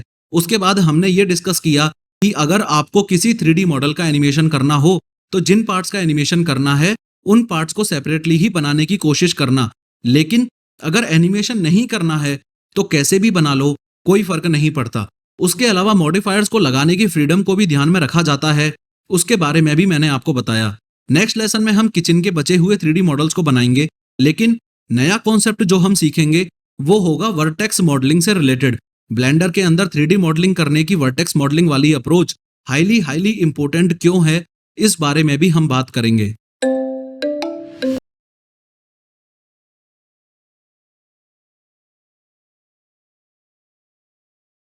हे guys, Kishore here and welcome to the 23rd lesson of module 3। पिछले लेसन में हम किचन कैबिनेट बना ही रहे थे कि बीच में ही ज्योमेट्री ऐड करने के लिए हमें नाइफ टूल का इस्तेमाल करना पड़ा। नाइफ टूल को यूज करते वक्त मैंने आपको सी और जेड की इंपॉर्टेंस बताई और मोस्ट इंपोर्टेंटली ये भी समझाया कि नाइफ टूल जब हम फर्स्ट टाइम यूज करते हैं तो थोड़ा बहुत कंफ्यूजन होना लाजमी है। फिर मैंने आपको बताया कि शेडिंग आर्टिफैक्ट अगर पूरी बॉडी पे आ रहा है तो ऑटो स्मूथ वाला ऑप्शन यूज करके हमारा काम बन सकता है, लेकिन अगर कुछ गिने चुने फेसेस पे आ रहा हो तो नॉर्मल्स का इशू है और शिफ्ट एन दबा के ही रिजॉल्व होगा। इस लेसन में हमारा पूरा का पूरा फोकस हम मेनली सिर्फ और सिर्फ एक चीज पे डाल देंगे, जो कि है वर्टेक्स मॉडलिंग। फ्राई पैन को बहुत ही आसानी से बनाने के बाद हम ये सीखेंगे कि इस फ्राई पैन का हैंडल, जो कि एक प्रकार से कस्टम शेप्स की कैटेगरी में आता है, उसको वर्टेक्स मॉडलिंग करके आखिर कैसे बनाना है। लेकिन उससे पहले कैबिनेट पे एक छोटा सा आर्टिफैक्ट का लफड़ा और पड़ रहा है, उसको भी सॉल्व कर लेंगे। अगर मैं पेन अराउंड करके देखूं तो नीचे की तरफ थोड़ा थोड़ा शेडिंग आर्टिफैक्ट अभी भी आ रहा है। फर्दर अगर मैं किचन कैबिनेट के बेस पे जूम इन करूं तो साफ साफ मुझे यहाँ पर टोपोलॉजी की प्रॉब्लम नजर आ रही है। अगर दूसरे शब्दों में कहूं तो डेफिनेटली यहाँ पे कोई आर्टिफैक्ट आ रहा है। टैब दबा के एडिट मोड में जाऊं और पास में जाके देखूं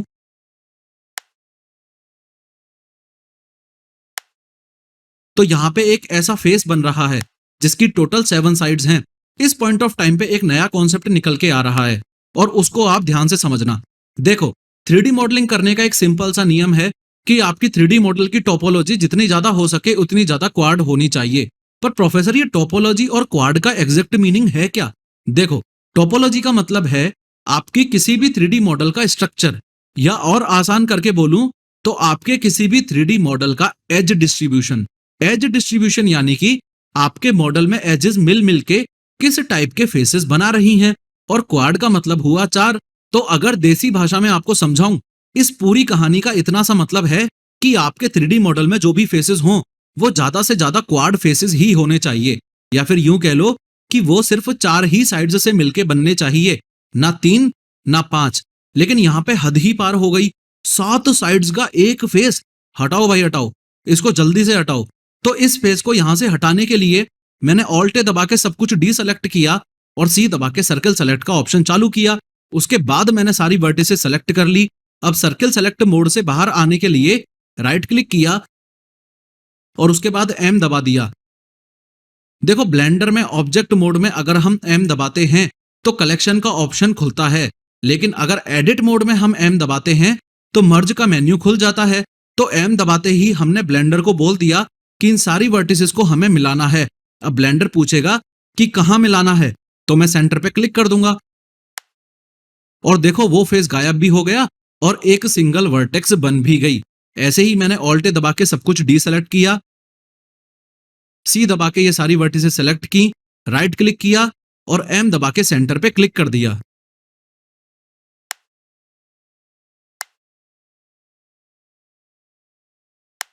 ऐसे ही मैंने ऑल्ट दबा के सब कुछ डी सेलेक्ट किया, सी दबा के ये सारी वर्टिसेस सेलेक्ट की, राइट क्लिक किया और एम दबा के सेंटर पे क्लिक कर दिया। ऐसे ही मैंने ऑल्ट दबा के सब कुछ डी सेलेक्ट किया, सी दबा के ये सारी वर्टिसेस सेलेक्ट की, राइट क्लिक किया और एम दबा के सेंटर पे क्लिक कर दिया।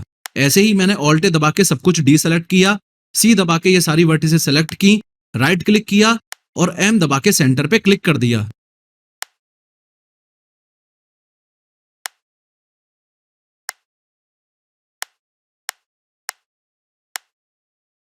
फिर सेंटर में इन चारों के लिए भी एक एक करके सेम एक्शन लिया।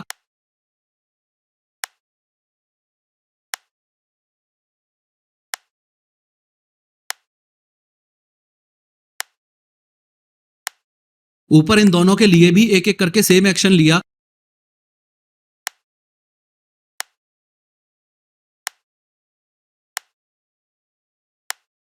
फिर लास्ट वाली लाइन में ऊपर से ये एक,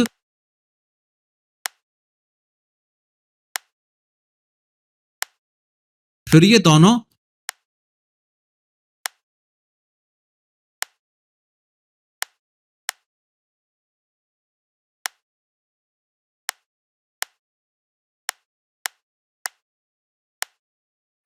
और फिर ये नीचे वाली एक के साथ भी वो ही सेम एक्शन लिया। ये जो भी हमने डीप जाके सफाई की 3D इंडस्ट्री में मॉडलिंग करते वक्त, इसी प्रोसेस को टोपोलॉजिकल क्लीनिंग बोला जाता है।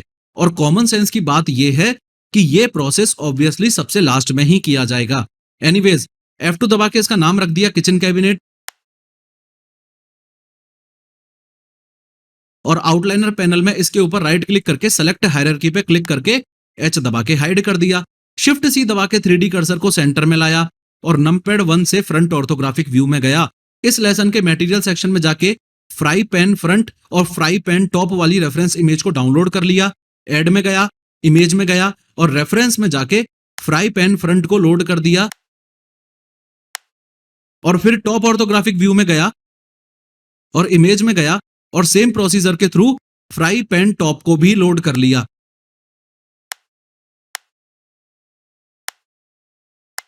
दोनों रेफरेंस इमेजेस को डीसेलेक्टेबल बनाया और एक सिलेंडर ऐड किया।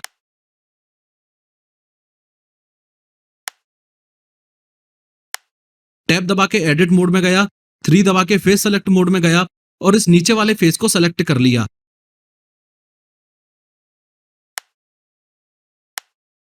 ऑल्ट Z दबा के एक्सरे मोड में गया और G और S बार बार दबा के इस फेस की बॉटम बेस के साथ मैचिंग कर दी।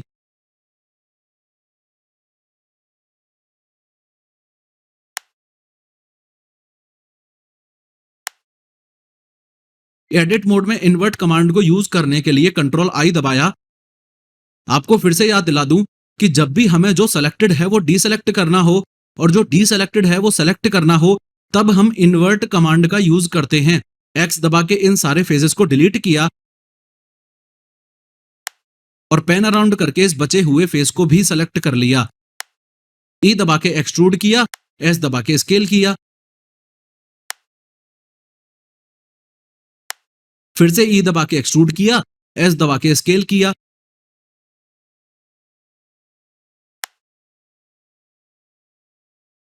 X दबा के ऊपर वाला फेस डिलीट किया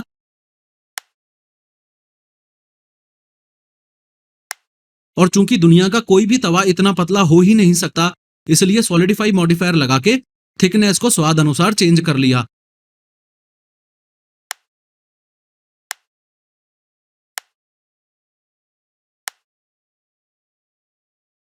फिर बेवल मॉडिफायर लगा दिया, सेगमेंट्स को 3 किया और अमाउंट को 0.005 कर दिया।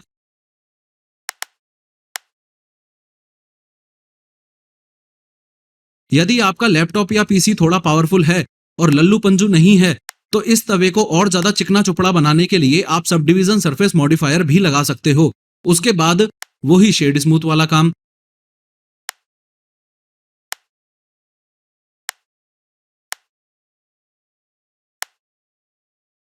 फाइनली जिस पल का हमें बेसब्री से इंतजार था, वो पल आ ही गया। अब इस फ्राई पैन का जो हैंडल है वो हम वर्टेक्स मॉडलिंग से बनाएंगे, इसलिए ऐड में गया, मैश में गया और सिंगल वर्ड पे जाके ऐड सिंगल वर्ड को ऐड कर दिया। इस बात का खास ध्यान रखना कि अगर आप वर्टेक्स मोड में नहीं हो तो वर्टेक्स की एग्जिस्टेंस का आपको पता चलेगा ही नहीं। इसलिए मैं 1 दबा के वर्टेक्स मोड में गया और G दबा के इस वर्टेक्स को यहां से उठा के यहां रख दिया। फिर E दबा के एक्सट्रूड किया और तवे के लेवल पे यहां ऊपर ले आया। फिर E दबा के एक्सट्रूड किया तो इस मोड पे रख दिया और E दबा के एक्सट्रूड किया तो यहां आगे रख दिया। यहां पे एक बात को ध्यान से समझ लो, जब मैं वर्टेक्स मॉडलिंग सबसे पहली बार सीख रहा था तो सबसे ज्यादा प्रॉब्लम जिस चीज की मुझे होती थी वो ये कि ऐसे मोड पे या ऐसी गोलाई पे या इंग्लिश में बोलूं तो ऐसे जो राउंड शेप्स होते हैं वहां पे वर्टेक्स को एक एक करके गोलाई में कैसे सजाऊंगा। लेकिन ब्लेंडर ने ऑटोमेटिकली इस प्रॉब्लम का इतना शानदार सॉल्यूशन दे रखा है कि पूछो ही मत। इस मोड वाली वर्टेक्स को मैंने सेलेक्ट किया, G दबा के ऊपर मूव किया और कंट्रोल शिफ्ट B दबा के बेवल कर दिया और माउस व्हील से सेगमेंट्स बढ़ा दिए। इस बात का यहां पे खास ध्यान रखना कि वर्टेक्स को बेवल करने के लिए शॉर्टकट है कंट्रोल शिफ्ट B और एजेस को बेवल करने के लिए शॉर्टकट है कंट्रोल B। फिर इस आगे वाली एज को पकड़ा और थोड़ा सा जूम आउट करके E दबा के इधर लंबा एक्सट्रूड कर दिया।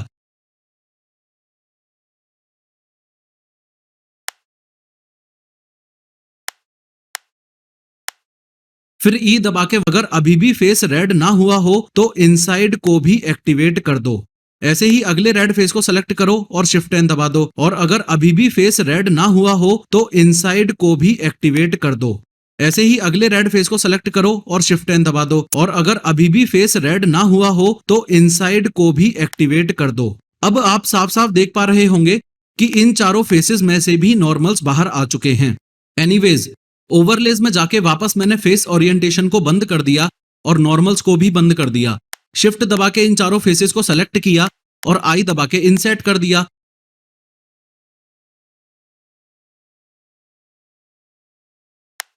ऑल्ट ई दबा के सेकंड ऑप्शन चूज किया और थोड़ा सा अंदर की तरफ एक्सट्रूड कर दिया।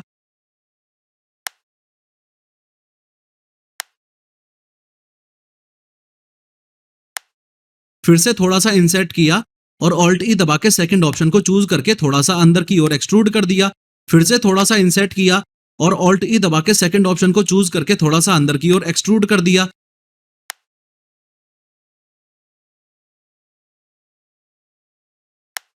फिर से थोड़ा सा इंसर्ट किया और ऑल्ट ई दबा के सेकंड ऑप्शन को चूज करके थोड़ा सा अंदर की ओर एक्सट्रूड कर दिया।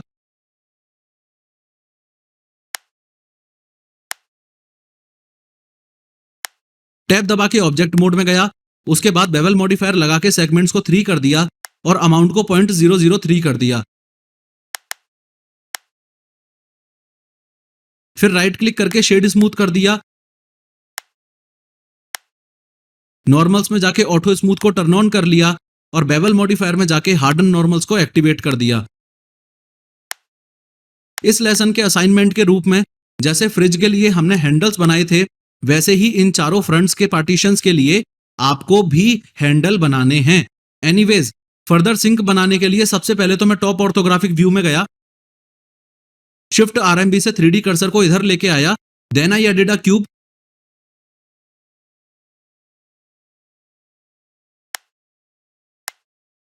और एक्सरे मोड में जाके रेफरेंस इमेज को ध्यान में रखते हुए इस क्यूब की स्केलिंग वगैरह कर ली।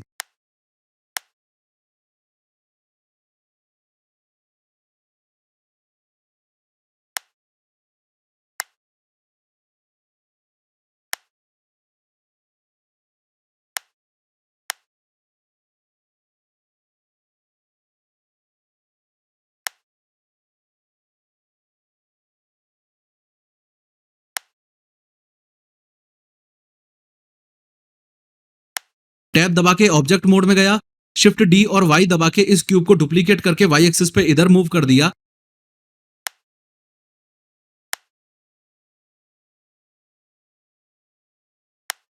वापस अपने किचन कैबिनेट को सेलेक्ट किया, बेवल मॉडिफायर को फोल्ड किया और बुलियन मॉडिफायर ऐड कर दिया।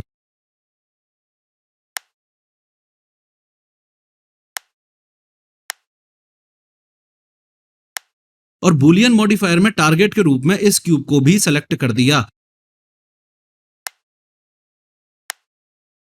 अब यहां पे आप छोटा सा कॉन्सेप्ट समझना कि मॉडिफायर्स का जो ऑर्डर है वो बहुत ज्यादा मैटर करता है। यानी कि हमेशा ही हमें इस बात का खास ध्यान रखना पड़ेगा कि कौन सा मॉडिफायर ऊपर है और कौन सा मॉडिफायर नीचे है। इस एग्जाम्पल को अच्छे से समझने के लिए इस कैबिनेट का और बॉक्स का डुप्लीकेट बना के मैं साइड में कर लेता हूं।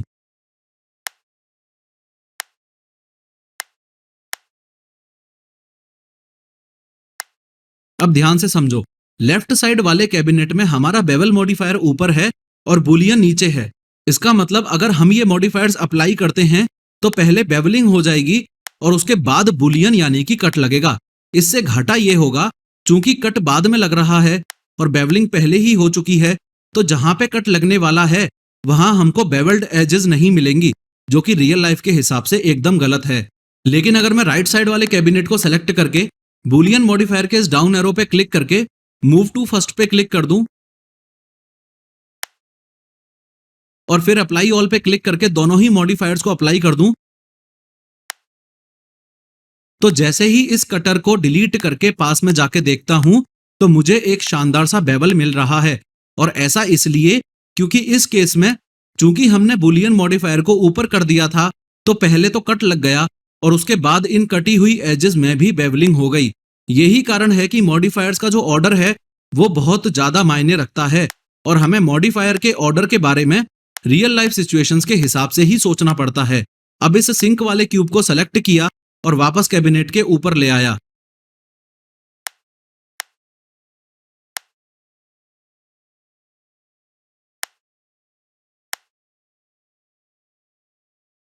फ्रंट ऑर्थो व्यू में जाके शिफ्ट डी और जेड दबा के इसी क्यूब को जेड एक्सिस पे थोड़ा सा ऊपर मूव कर दिया। फिर टॉप ऑर्थोग्राफिक व्यू में जाके टैब दबा के एडिट मोड में जाके एस और शिफ्ट जेड दबा के इस डुप्लीकेटेड क्यूब को सिर्फ एक्स और वाई एक्सिस पे ही स्केल कर दिया।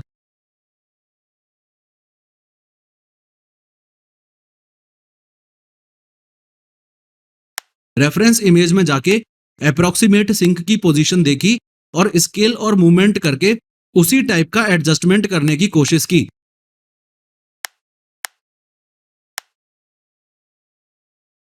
ऑल्ट ए दबा के सब कुछ डीसेलेक्ट किया, 2 दबा के एज सेलेक्ट मोड में गया, शिफ्ट दबा के ये चारों कॉर्नर वाली एजेस सेलेक्ट की और कंट्रोल भी दबा के बेवलिंग कर दी।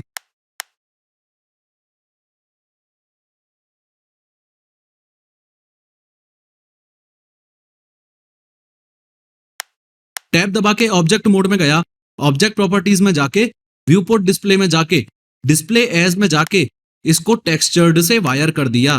फिर नीचे वाले क्यूब को सेलेक्ट किया, फिर बुलियन मॉडिफायर लगा के इस ऊपर वाले क्यूब को टारगेट सेलेक्ट कर लिया और वो भी पिकर की हेल्प से। ऊपर वाले क्यूब को सेलेक्ट करके टैब दबा के एडिट मोड में गया,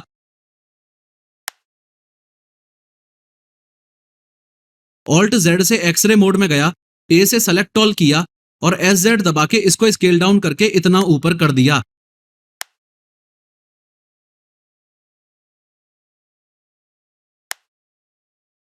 फिर टैब दबा के ऑब्जेक्ट मोड में गया और नीचे वाले क्यूब को सेलेक्ट करके बुलियन मॉडिफायर अप्लाई कर दिया। इस कटर को डिलीट किया और सिंक पे बेवल मॉडिफायर लगा के सेगमेंट को 3 किया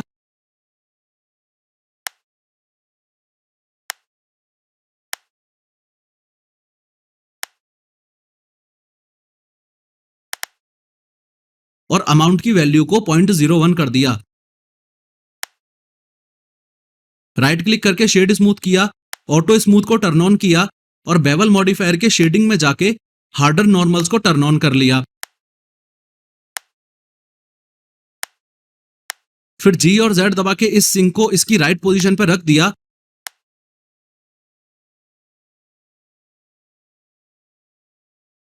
और उसके बाद पानी जाने के लिए यहां पे जो होल होता है वो होल बनाना आपका काम है। सोचो और बनाओ, कैसे बनाओगे। फाइनली सबसे लास्ट में सिंक को सेलेक्ट किया, फिर शिफ्ट दबा के किचन कैबिनेट को सेलेक्ट किया और कंट्रोल पी दबा के पेरेंटिंग कर दी। फिर दोनों रेफरेंस इमेजेस को सेलेक्टेबल बनाया, शिफ्ट दबा के सेलेक्ट किया और डिलीट कर दिया। इस लेसन में सबसे पहले तो रेफरेंस इमेजेस को ऐड करके हमने किचन कैबिनेट बनाने की शुरुआत की। फिर के दबा के नाइफ टूल को यूज करते वक्त सी दबा के स्ट्रेट लाइन में रहने की और जेड दबा के कट थ्रू के ऑप्शन को एक्टिवेट करने की क्या इंपॉर्टेंस है, इस बारे में भी मैंने बताया। और फाइनली मैंने शिफ्ट एन दबा के जो नॉर्मल्स को रिकैलकुलेट करने का कॉन्सेप्ट होता है वो भी आपको समझाया। अनफॉर्चुनेटली इस लेसन में हम वर्टेक्स मॉडलिंग के बारे में बात नहीं कर पाए, लेकिन नेक्स्ट लेसन में डेफिनेटली फ्राई पैन बनाते वक्त मैं आपको वर्टेक्स मॉडलिंग की इंपॉर्टेंस समझाऊंगा। ब्लेंडर में 3D मॉडलिंग करने की जो वर्टेक्स मॉडलिंग वाली अप्रोच है वो आपको हद से ज्यादा फ्रीडम कैसे देती है, इस बारे में भी हम स्टेप बाय स्टेप बात करेंगे।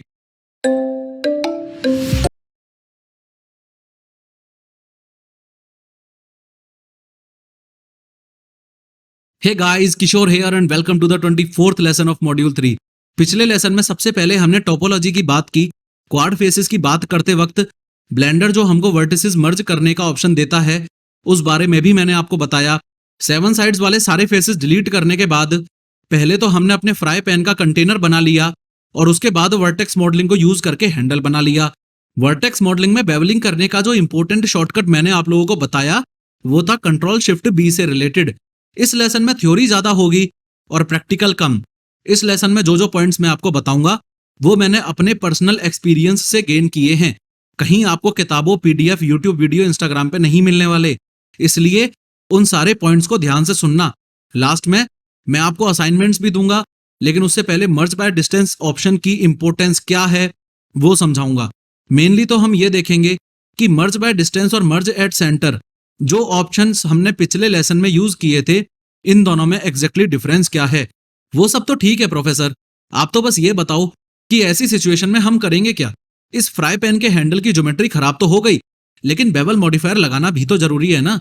फ्यूचर में कभी ऐसी सिचुएशन में अगर आप फंसते भी हो तो आपको करना यह है कि अपना डिसीजन खुद लेना है, और डिसीजन इस बेसिस पे लेना है कि जब आप अपना वर्क किसी को दिखाओगे तो तवे का ये हैंडल सबसे सामने, सबसे फोकस में, सबसे इंपॉर्टेंट चीज होगी, या साइड में और बैकग्राउंड में रखा हुआ एक कोई भी नॉर्मल 3D असेट होगा। यदि आप 10 मिनट्स का पूरा एनिमेशन इस तवे के हैंडल को फोकस करके ही बनाने वाले हो, या फिर यूं कह लो कि दुनिया आपके इस तवे को ही आंख फाड़ फाड़ के देखेगी, तो आपको इसकी ज्योमेट्री सही कर लेनी चाहिए और बेवल मॉडिफायर अच्छे से लगा देना चाहिए। लेकिन आपके नेक्स्ट प्रोजेक्ट में ये तवे का हैंडल बैकग्राउंड या साइड असेट होने वाला है, तो इसको इग्नोर करो और आगे बढ़ो। परंतु आगे बढ़ने से पहले इस बात का भी खास ध्यान रखना कि अभी तक हमने बहुत सारे 3D मॉडल्स बनाए, उनमें तो हमारी ज्योमेट्री खराब नहीं हुई, लेकिन इसमें ज्योमेट्री मेनली इसलिए खराब हुई क्योंकि ये 3D मॉडल हमने वर्टेक्स मॉडलिंग की अप्रोच को लेके बनाया है। अभी तक एक बात तो आपको समझ आ रही होगी कि अगर कोई नॉर्मल 3D मॉडल होगा तो वो नॉर्मल बेसिक शेप्स को ऐड करके मॉडलिंग करने वाली अप्रोच से भी बन जाएगा, लेकिन वर्टेक्स मॉडलिंग मोस्टली हम तब ही यूज करते हैं जब हमें कोई कॉम्प्लेक्स शेप बनाना हो, और अगर कॉम्प्लेक्स शेप बनाओगे तो थोड़ा बहुत ज्योमेट्री का लफड़ा चलता रहेगा। ऑन द अदर हैंड, अगर आप चाहते हो कि तवे का ये हैंडल आपका फोकस ऑब्जेक्ट हो, ज्योमेट्री खराब ना हो और बेवलिंग वगैरह सब हो जाए, तो आप ज्योमेट्री सही ऐसे करोगे कि इसके एडिट मोड में जाके 1 दबा के वर्टेक्स सेलेक्ट मोड में जाओगे, ऊपर स्नैपिंग में जाके वर्टेक्स स्नैपिंग को टर्न ऑन कर लोगे, ऐसी वर्टिसेस जो आगे पीछे हो रखी हैं उसको जी दबा के मूव करोगे, उसके जस्ट साइड में जिस वर्टेक्स से वो कनेक्टेड होनी चाहिए थी उस वर्टेक्स के ऊपर अपने माउस कर्सर को लेके जाओगे और अपने कीबोर्ड में कंट्रोल बटन दबा दोगे। कंट्रोल बटन दबाते ही होगा क्या, इस वर्टेक्स की उस वर्टेक्स पे स्नैपिंग हो जाएगी। अगेन सेम स्टेप्स लेते हुए ही आगे वाली वर्टेक्स को सेलेक्ट किया, जी दबा के मूव किया, अपने माउस कर्सर को पास वाली वर्टेक्स पे ले गया और स्नैप कर दिया। अब देखो यहाँ पे मुझे ऑलरेडी पता चल रहा है कि इस एक वर्टेक्स के ऊपर दूसरी वर्टेक्स भी रखी हुई है और इस एक वर्टेक्स के ऊपर भी दूसरी वर्टेक्स रखी हुई है। प्रॉब्लम की बात यह है कि ब्लेंडर इस चीज को हद से ज्यादा हेट करता है। जैसे ही आपके 3D मॉडल की पूरी ज्योमेट्री में कहीं भी वर्टेक्स पे वर्टेक्स, फेस पे फेस और एज पे एज आई, वैसे ही पूरे 3D मॉडल की ऐसी तैसी हो जाएगी। इसलिए मैं पैन अराउंड करके थोड़ा सा ऐसे घूम गया और ऑल्ट जेड दबा के एक्सरे मोड में गया, बी दबा के ऐसा बॉक्स बनाया कि जहां एक के ऊपर एक वर्टेक्स बैठी हुई हैं, वो सेलेक्ट हो जाएं। फिर एम दबा के मर्ज मेन्यू को ओपन किया और इस बार सेंटर की बजाय बाय डिस्टेंस वाला ऑप्शन चूज कर लिया। बाय डिस्टेंस वाले ऑप्शन पे क्लिक करते ही ब्लेंडर ने मुझे बता भी दिया कि आपकी 2 वर्टिसेस एकदम एक्स्ट्रा थी, एक के ऊपर एक बैठी थी और वो हटाई जा चुकी हैं। तो कुछ इस प्रकार से आपको ये पूरी ज्योमेट्री क्लीन करनी होगी। लेकिन मैं इसको ऐसे ही पड़े रहने दूंगा, क्योंकि अगर मैं अपनी रेफरेंस इमेज को ओपन करूं तो मेरा अभी जो टारगेट है यानी कि फर्निश्ड 3D रूम बनाना, उसमें ये तवा कैमरे से काफी दूर है, किचन में एकदम अंदर की ओर है और मेन फोकस में नहीं है। बाय द वे, क्लोजिंग करने से पहले मैं आपको असाइनमेंट्स दे देता हूं। असाइनमेंट्स में ऐसे मॉडल्स जो कि बहुत बहुत ज्यादा इजी हैं। सबसे पहले तो ये कि इस तवे के हैंडल पे 3 कटे हुए स्फीयर्स इधर बनाने हैं और 3 कटे हुए स्फीयर्स बाहर की ओर बनाने हैं। उसके बाद बुलियन मॉडिफायर को लगा के ये चॉपिंग बोर्ड्स बनाने हैं। इन चॉपिंग बोर्ड्स की रेफरेंस इमेज आपको मटेरियल सेक्शन में मिल ही जाएगी। फिर स्फीयर्स को यूज करके ये फ्रूट बॉल बनाना है, इसकी रेफरेंस इमेज भी आपको मटेरियल सेक्शन में मिल जाएगी। सिलेंडर को यूज करके ये वाटर ग्लास बनाना है, इसकी रेफरेंस इमेज भी मिल जाएगी। ये स्मॉल बाउल, स्मॉल प्लेट और लार्ज प्लेट भी बहुत आसान है, ये भी बनाने हैं और इनकी रेफरेंस इमेजेस भी आपको मिल जाएंगी। अपार्ट फ्रॉम दैट, ये जो इलेक्ट्रिक स्टोव है ये तो एकदम सिंपल है और इसको भी बना लेना। ऑन टॉप ऑफ एवरीथिंग, ताकि आप मॉडल्स को अच्छे से एनालाइज कर पाओ, उनको आसानी से ऑब्जर्व कर पाओ, इसलिए ये ब्लेंड फाइल भी मैं आपको दे दूंगा। इस ब्लेंड फाइल में कलेक्शंस को बंद चालू करके आप अच्छे से एनालिसिस कर सकते हो। लेकिन ध्यान रखना, सिर्फ एनालिसिस करने के लिए ही ये ब्लेंड फाइल मैं आपको दे रहा हूं।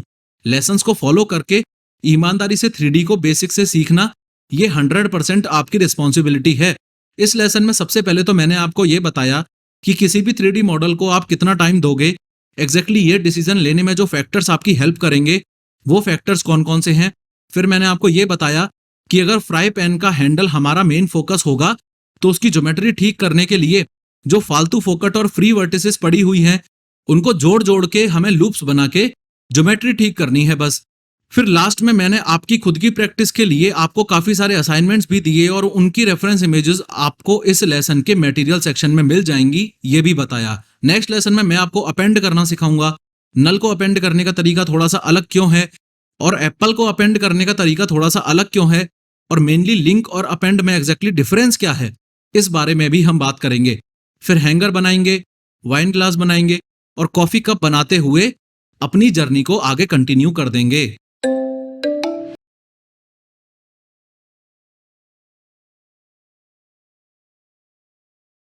हे guys, Kishore here and welcome to the 25th lesson of module 3।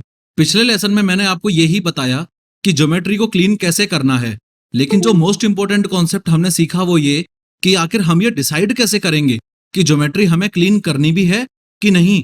मैंने आपको ये भी सिखाया कि एडिट मोड में वर्टिसेस को सेलेक्ट करके एम दबाने से हम मर्ज मेन्यू को ओपन कर सकते हैं और आखिर कैसे मर्ज बाय डिस्टेंस वाला ऑप्शन मर्ज एट सेंटर वाले ऑप्शन से कंप्लीटली डिफरेंट है। इस लेसन में सबसे पहले तो मैं आपको वाइन ग्लास बनाना सिखाऊंगा और उसके बाद कॉफी कप बनाना सिखाऊंगा।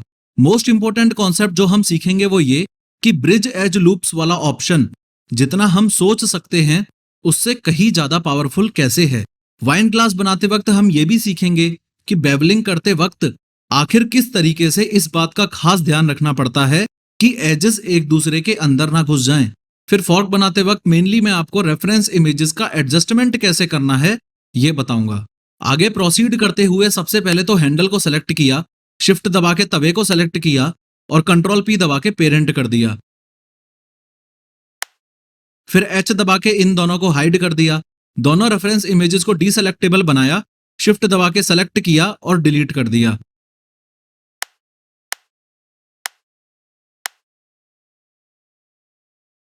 शिफ्ट सी से कर्सर को सेंटर में लाया, फिर फ्रंट ऑर्थो व्यू में गया और वाइन ग्लास फ्रंट वाली रेफरेंस इमेज ऐड कर दी।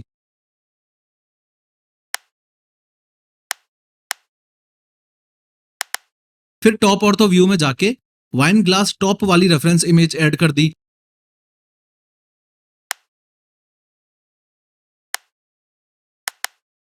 उसके बाद आउटलाइनर पैनल में जाके दोनों ही रेफरेंस इमेजेस को डीसेलेक्टेबल बना दिया।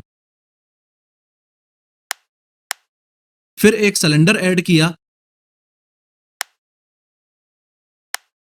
नीचे ये जो ऐड सिलेंडर वाला मेन्यू है इसको क्लिक करके वर्टिसेस को 100 कर दिया।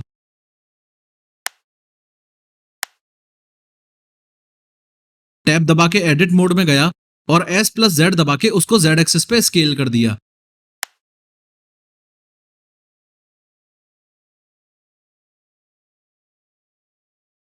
कर्सर को यहां सेंटर में एज के पास लेके आया। टोटल 20 लूप कट्स लगाने के लिए कंट्रोल R दबा के 20 दबा दिया और लगातार 2 बार एंटर भी दबा दिया। 2 दबा के एज सेलेक्ट मोड में गया, ऑल्ट Z दबा के एक्सरे मोड में गया और नीचे से एक एक करके इन एजेस को रेफरेंस इमेज के मुताबिक स्केल डाउन करता गया। इस बात का भी खास ध्यान रखना कि जब आप स्केल करते हो तो रेफरेंस इमेज की इनर लाइन नहीं बल्कि ये आउटर लाइन तक ही स्केल डाउन करना।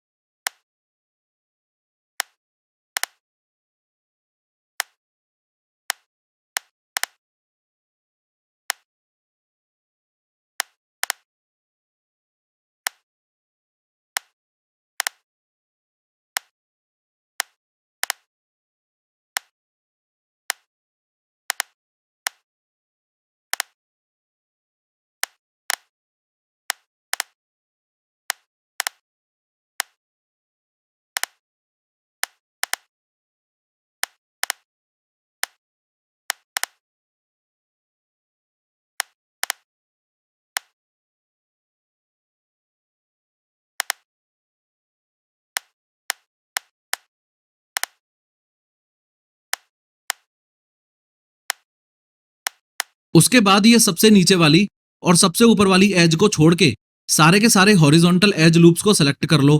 तो ऐसा करने के लिए मैंने नीचे से सेकंड वाले पे डबल क्लिक किया, फिर शिफ्ट दबा के रखा और उसके ऊपर वाली पे डबल क्लिक किया, फिर शिफ्ट दबा के रखा और उसके ऊपर वाली पे डबल क्लिक किया। बस ऐसे ही चलते जाओ चलते जाओ चलते जाओ। बस इतनी सी कृपा कर देना कि सबसे ऊपर वाली को छोड़ देना।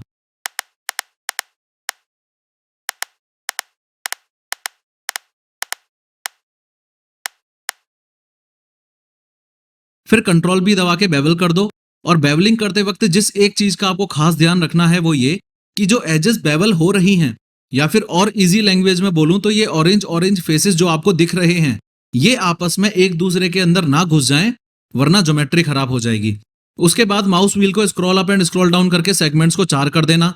लेकिन प्रोफेसर हमें पता कैसे चलेगा कि सेगमेंट्स कितने हैं टोटल? ये देखो, जब आप बेवलिंग करते हो तो यहाँ नीचे लिखा हुआ आ जाता है कि टोटल सेगमेंट्स फिलहाल कितने हैं। बेवलिंग करने के बाद ऑल्टे दबा के सब कुछ डीसेलेक्ट कीजिए और सबसे नीचे वाले एज लूप को सेलेक्ट करके ई दबा के नीचे एक्सट्रूड कर दीजिए।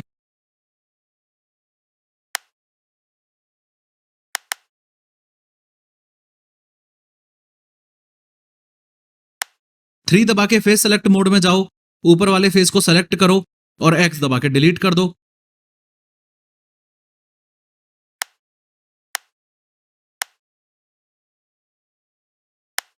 फिर आउटलाइनर पैनल में जाकर रेफरेंस इमेज को सेलेक्टेबल बनाओ और डिलीट कर दो।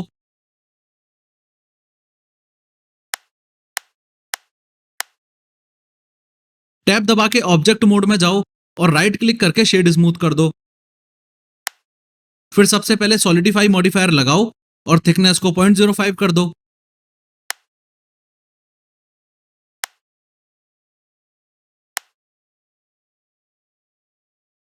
उसके बाद बेवल मॉडिफायर लगाओ और सेगमेंट्स को 3 करने के बाद अमाउंट को 0.005 कर दो।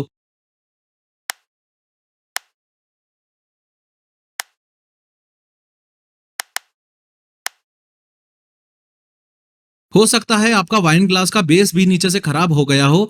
अगर हो गया है तो सबसे नीचे वाली एज को थोड़ा और नीचे कर दो।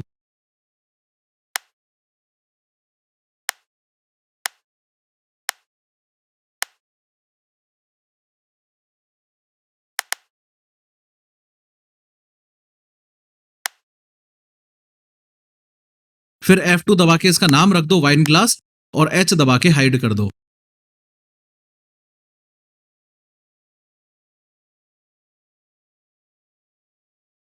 उसके बाद नंपैड 1 से फ्रंट ऑर्थोग्राफिक व्यू में गया और कॉफी कप फ्रंट नामक रेफरेंस इमेज को ऐड कर लिया।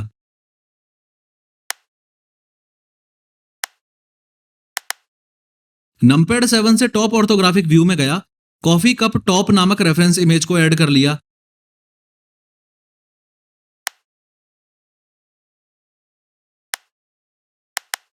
दोनों रेफरेंस इमेजेस को डीसेलेक्टेबल बनाया और फ्रंट ऑर्थो व्यू में जाके एक सर्किल ऐड कर लिया।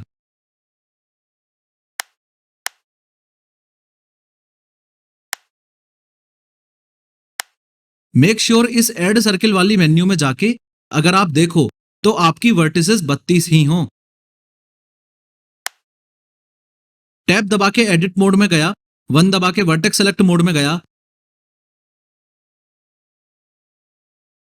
ए दबा के पूरा सर्कल सेलेक्ट किया और रेफरेंस इमेज के एकदम बेस में नहीं बल्कि थोड़ा सा ऊपर यहां पे इस सर्किल को जी दबा के रख दिया।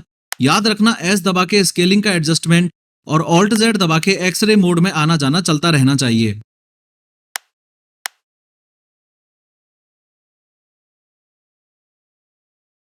ई और जेड दबा के जेड एक्सिस पे एक्सट्रूड किया और रेफरेंस इमेज के एकदम टॉप तक ले गया।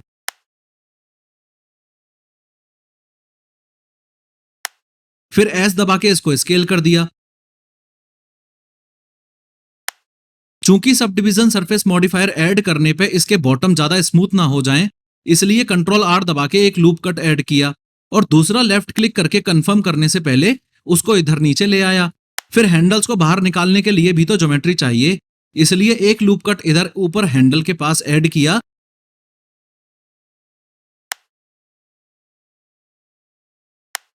और एक लूप कट इधर हैंडल के नीचे की तरफ ऐड किया।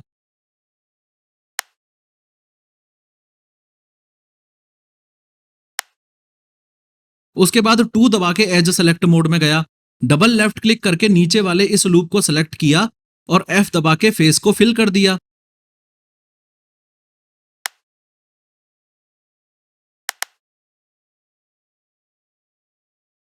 फिर सॉलिडिफाई मॉडिफायर लगाया, थिकनेस की वैल्यू कर दी 0.1 और एंटर दबा दिया।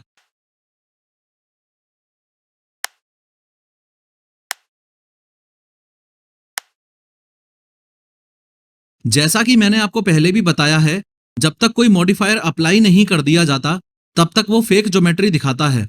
इसका प्रूफ ये है कि अगर अभी मैं एडिट मोड में जाऊं तो सिर्फ अंदर वाले फेसेस ही सेलेक्ट कर सकता हूं, लेकिन बाहर वाले फेसेस को सेलेक्ट नहीं कर सकता। और वो इसलिए क्योंकि अभी तक हमने सॉलिडिफाई मॉडिफायर को अप्लाई किया ही नहीं है। लेकिन कब का ये हैंडल अगर हमें बनाना है तो इन बाहर वाले फेसेस को सेलेक्ट तो करना ही पड़ेगा ना। इसलिए अप्लाई ऑल पे क्लिक करके सबसे पहले तो सॉलिडिफाई मॉडिफायर को अप्लाई कर दिया और फिर बाहर वाले इन दोनों फेसेस को सेलेक्ट कर लिया और फिर बाहर वाले इन दोनों फेसेस को सेलेक्ट कर लिया। फ्रंट ऑर्थोग्राफिक व्यू में जाके फिर ऑल्ट जेड दबा के एक्सरे मोड में जाके इन दोनों ही फेसेस को ई दबा के एक्सट्रूड कर दिया।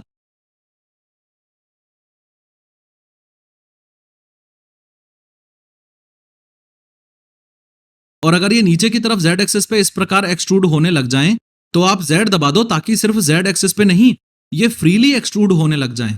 तो एक्स एक्सिस की सिधाई में मैंने कुछ इस प्रकार से एक्सट्रूड कर दिया। 3 दबा के फेस सेलेक्ट मोड में रहते हुए ही इन दोनों फेसेस को सेलेक्ट किया और आई दबा के इंसर्ट कर दिया।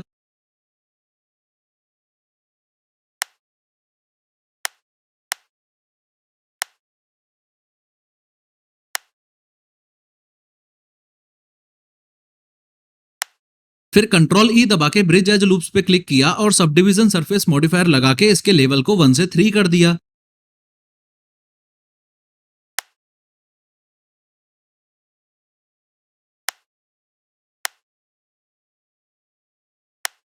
फिर टैब दबा के एडिट मोड में गया और रेफरेंस इमेज के हिसाब से इन फेसेस को कुछ इस प्रकार से एडजस्ट कर दिया।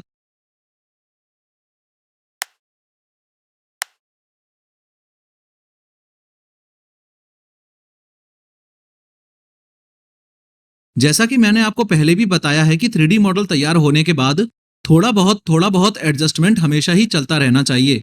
उसके बाद दोनों रेफरेंस इमेजेस को डीसेलेक्टेबल बनाया और डिलीट कर दिया।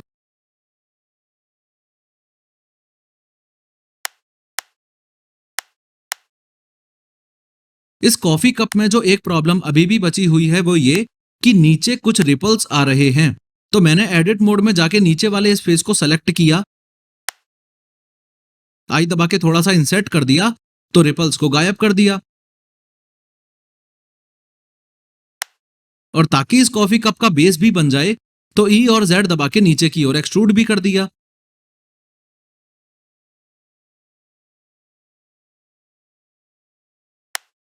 सब डिवीजन सरफेस मॉडिफायर की वजह से यहां पे एक्सट्रूडेड फेस के अंदर घुमाव आ रहा है। इसका सॉल्यूशन निकालने के लिए हम वही काम करेंगे जो काम हमने पहले नल यानी कि टैब बनाते वक्त किया था। कंट्रोल आर दबा के लूप कट ऐड किया और दूसरा लेफ्ट क्लिक करने से पहले उसको नीचे मूव कर दिया।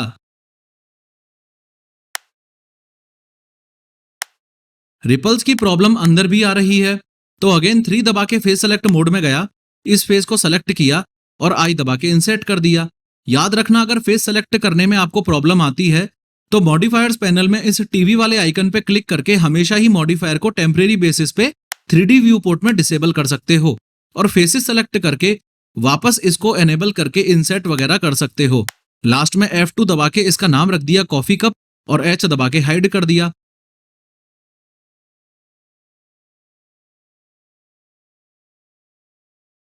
फ्रंट व्यू में रहते हुए ही फोर्क फ्रंट वाली रेफरेंस इमेज को ऐड किया।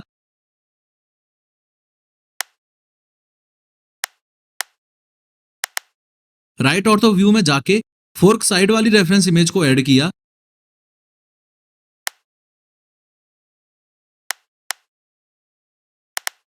लेकिन दोनों रेफरेंस इमेजेस को डीसेलेक्टेबल बनाने से पहले एक नया कॉन्सेप्ट आप लोगों को बता देता हूं। एक नया क्यूब ऐड किया, टैब दबा के एडिट मोड में गया और S प्लस पॉइंट 1 दबा के उसको छोटा कर दिया।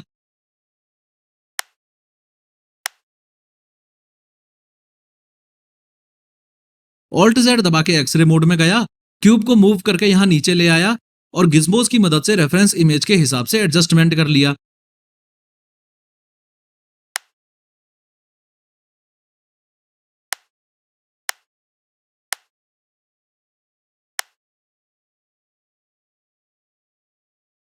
लेकिन जैसे ही नमपैड 3 से राइट ऑर्थोग्राफिक व्यू में गया तो रेफरेंस इमेज इस क्यूब के मुकाबले कहीं और ही पड़ी हुई है। अब यहाँ पे मेरे पास में दो ऑप्शंस हैं। फर्स्ट ऑप्शन ये कि इस क्यूब को उठा के मूव कर दूं और इस साइड वाली रेफरेंस इमेज के हिसाब से सेट करने लग जाऊं। लेकिन ऐसा करते ही अगर मैं फ्रंट ऑर्थो व्यू में जाके देखूंगा तो फ्रंट वाली रेफरेंस इमेज के साथ मैचिंग नहीं हो पाएगी।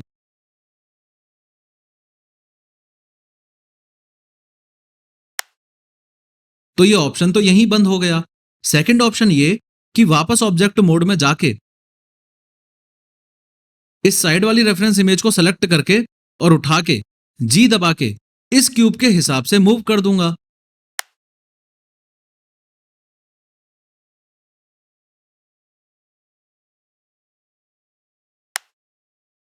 और अगर मैं फ्रंट ऑर्थोग्राफिक व्यू में जाके देखूंगा तो सब कुछ सही भी है। उसके बाद मैंने इन रेफरेंस इमेजेस को डीसेलेक्टेबल बना दिया। देखो, मेनली मैं आपको यही बताने की कोशिश कर रहा हूं कि इस कोर्स की रेफरेंस इमेजेस तो ओके ओके हैं, लेकिन फ्यूचर में कभी 3D मॉडल बनाओगे तो मैक्सिमम केसेस में रेफरेंस इमेजेस ऑनलाइन इंटरनेट से ही डाउनलोड करनी पड़ेंगी। तो कई बार ऐसी सिचुएशन आ जाती है कि रेफरेंस इमेजेस प्रॉपरली अलाइंड नहीं होती।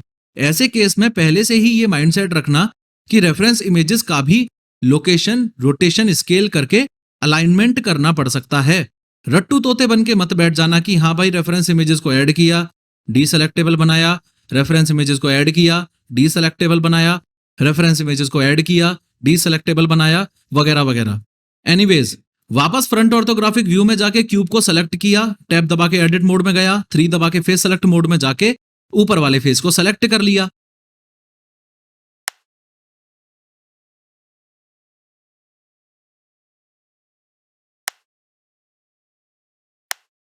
ऑल्ट जेड दबा के एक्सरे मोड में गया और ई दबा के एक्सट्रूड करके यहां ऊपर सेंटर में रख दिया।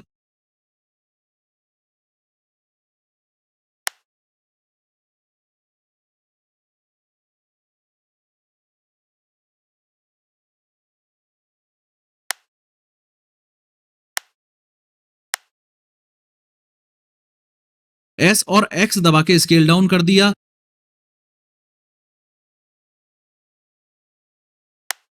फिर राइट ऑर्थो व्यू में जाके ग्रीन वाले गिज्मो से मूवमेंट कर दिया और एस और वाई दबा के इसको वाई एक्सिस पर भी स्केल डाउन कर दिया।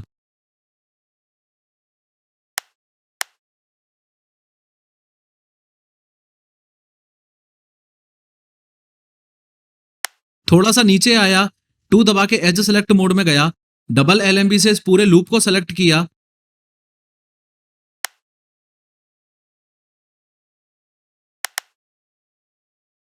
फिर एस और वाई दबा के भी इसको स्केल डाउन कर दिया। 3 दबा के फेस सेलेक्ट मोड में गया, इस नीचे वाले फेस को सेलेक्ट करके डिलीट कर दिया।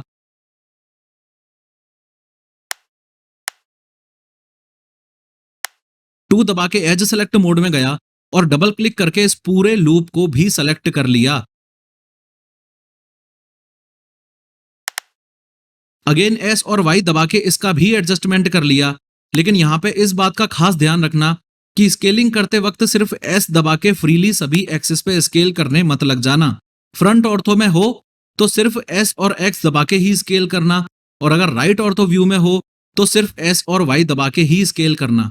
एनीवेज, 3 दबा के फेस सेलेक्ट मोड में गया, इस सबसे ऊपर वाले फेस को सेलेक्ट किया।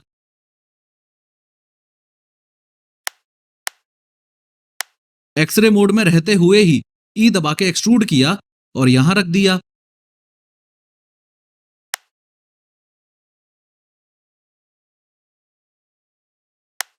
राइट ऑर्थो व्यू में जाके एस वाई दबा के स्केल और गिज्मो से मूव करके रेफरेंस इमेज के हिसाब से एडजस्टमेंट कर लिया।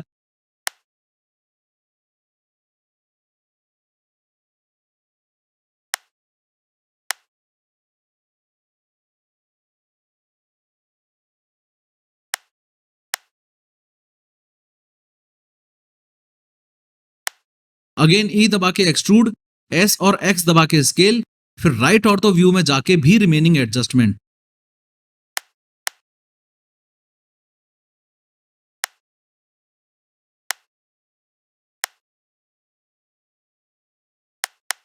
अगेन ई दबा के एक्सट्रूड, एस और एक्स दबा के स्केल, फिर राइट ऑर्थो व्यू में जाके भी रिमेनिंग एडजस्टमेंट।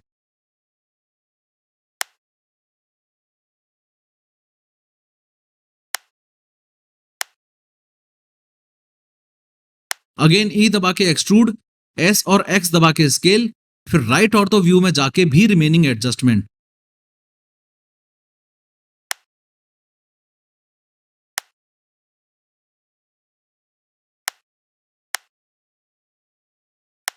फिर सबसे लास्ट में ई दबा के टॉप तक एक्सट्रूड, एस और एक्स दबा के एक्स एक्सिस पे स्केल, फिर राइट ऑर्थो व्यू में जाके गिज्मो से एडजस्टमेंट और एस और वाई दबा के वाई एक्सिस पे स्केल।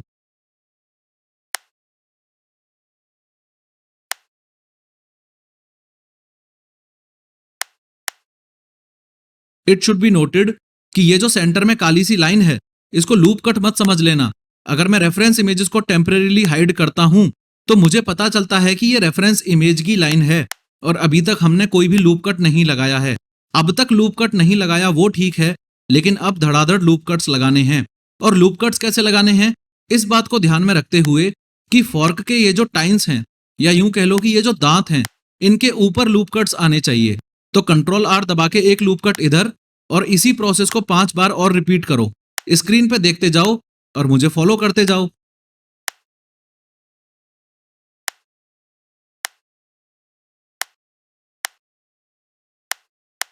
सारे लूप कट्स लगाने के बाद ऑल्ट जेड से एक्सरे मोड से बाहर आया, 3 दबा के फेस सेलेक्ट मोड में गया।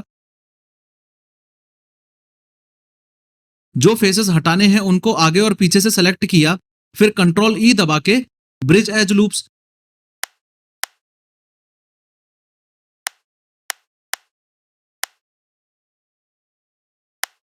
ऐसे ही इस बड़े वाले फेस को आगे पीछे से शिफ्ट दबा के सेलेक्ट किया और कंट्रोल ई दबा के ब्रिज एज लूप्स।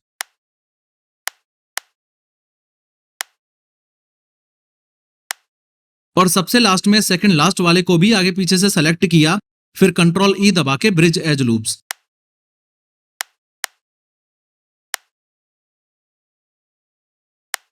इतना होने के बाद ये ऊपर वाले 3 फेसेस शिफ्ट दबा के सेलेक्ट किए और एक्स दबा के डिलीट कर दिए।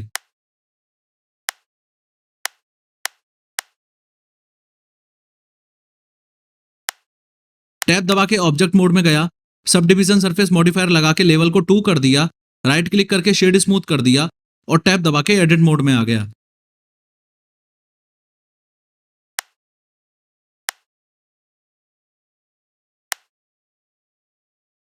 अगर आप पेन अराउंड करके देखोगे तो यहां पे वो ही लफड़ा पड़ रहा है जो नल में पड़ रहा था।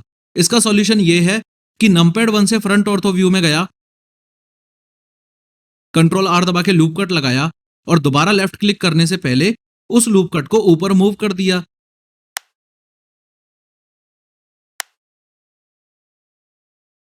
अब यही सेम प्रोसेस इन चारों टाइम्स में फॉलो करो।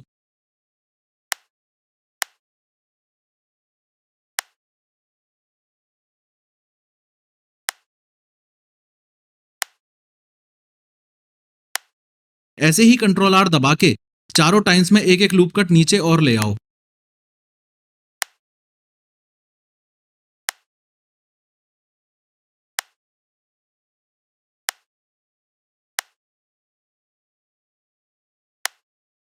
बाद में आप रेफरेंस इमेज के साथ मैचिंग मैचिंग करने के लिए ये जो नीचे वाले लूप कट्स हैं, इनको डबल एलएमबी से सेलेक्ट करके स्केल और मूव भी कर सकते हो, वो आपकी मर्जी है। लेकिन इतना ध्यान रखना कि स्केल करते वक्त सिर्फ एक्स एक्सिस पे ही स्केल कर देना, वरना अजीब सी फॉर्क बना दोगे।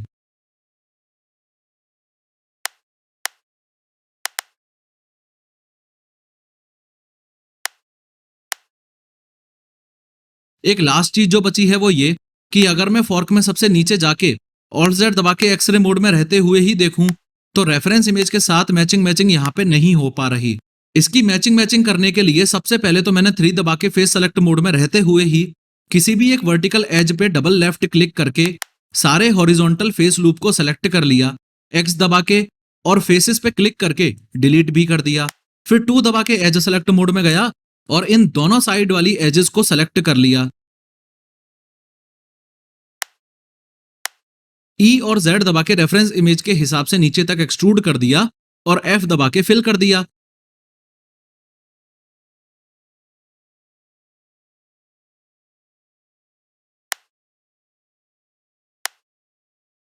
उसके बाद डबल लेफ्ट क्लिक करके सामने वाले फेस लूप को सेलेक्ट किया और एफ दबा के फिल कर दिया। फिर डबल LMB से इस पीछे वाले फेस लूप को सेलेक्ट करके F दबा के फिल कर दिया।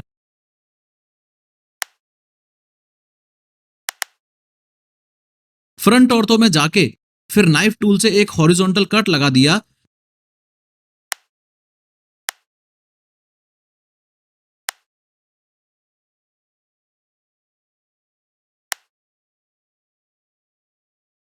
और नाइफ टूल का शॉर्टकट इस बार आपको नहीं बताऊंगा, अगर याद है तो ठीक, और अगर नहीं याद है तो M3L22 वाले वीडियो लेसन में जाके ढूंढो, देखो और फिर वापस आके इधर एक्शन लो।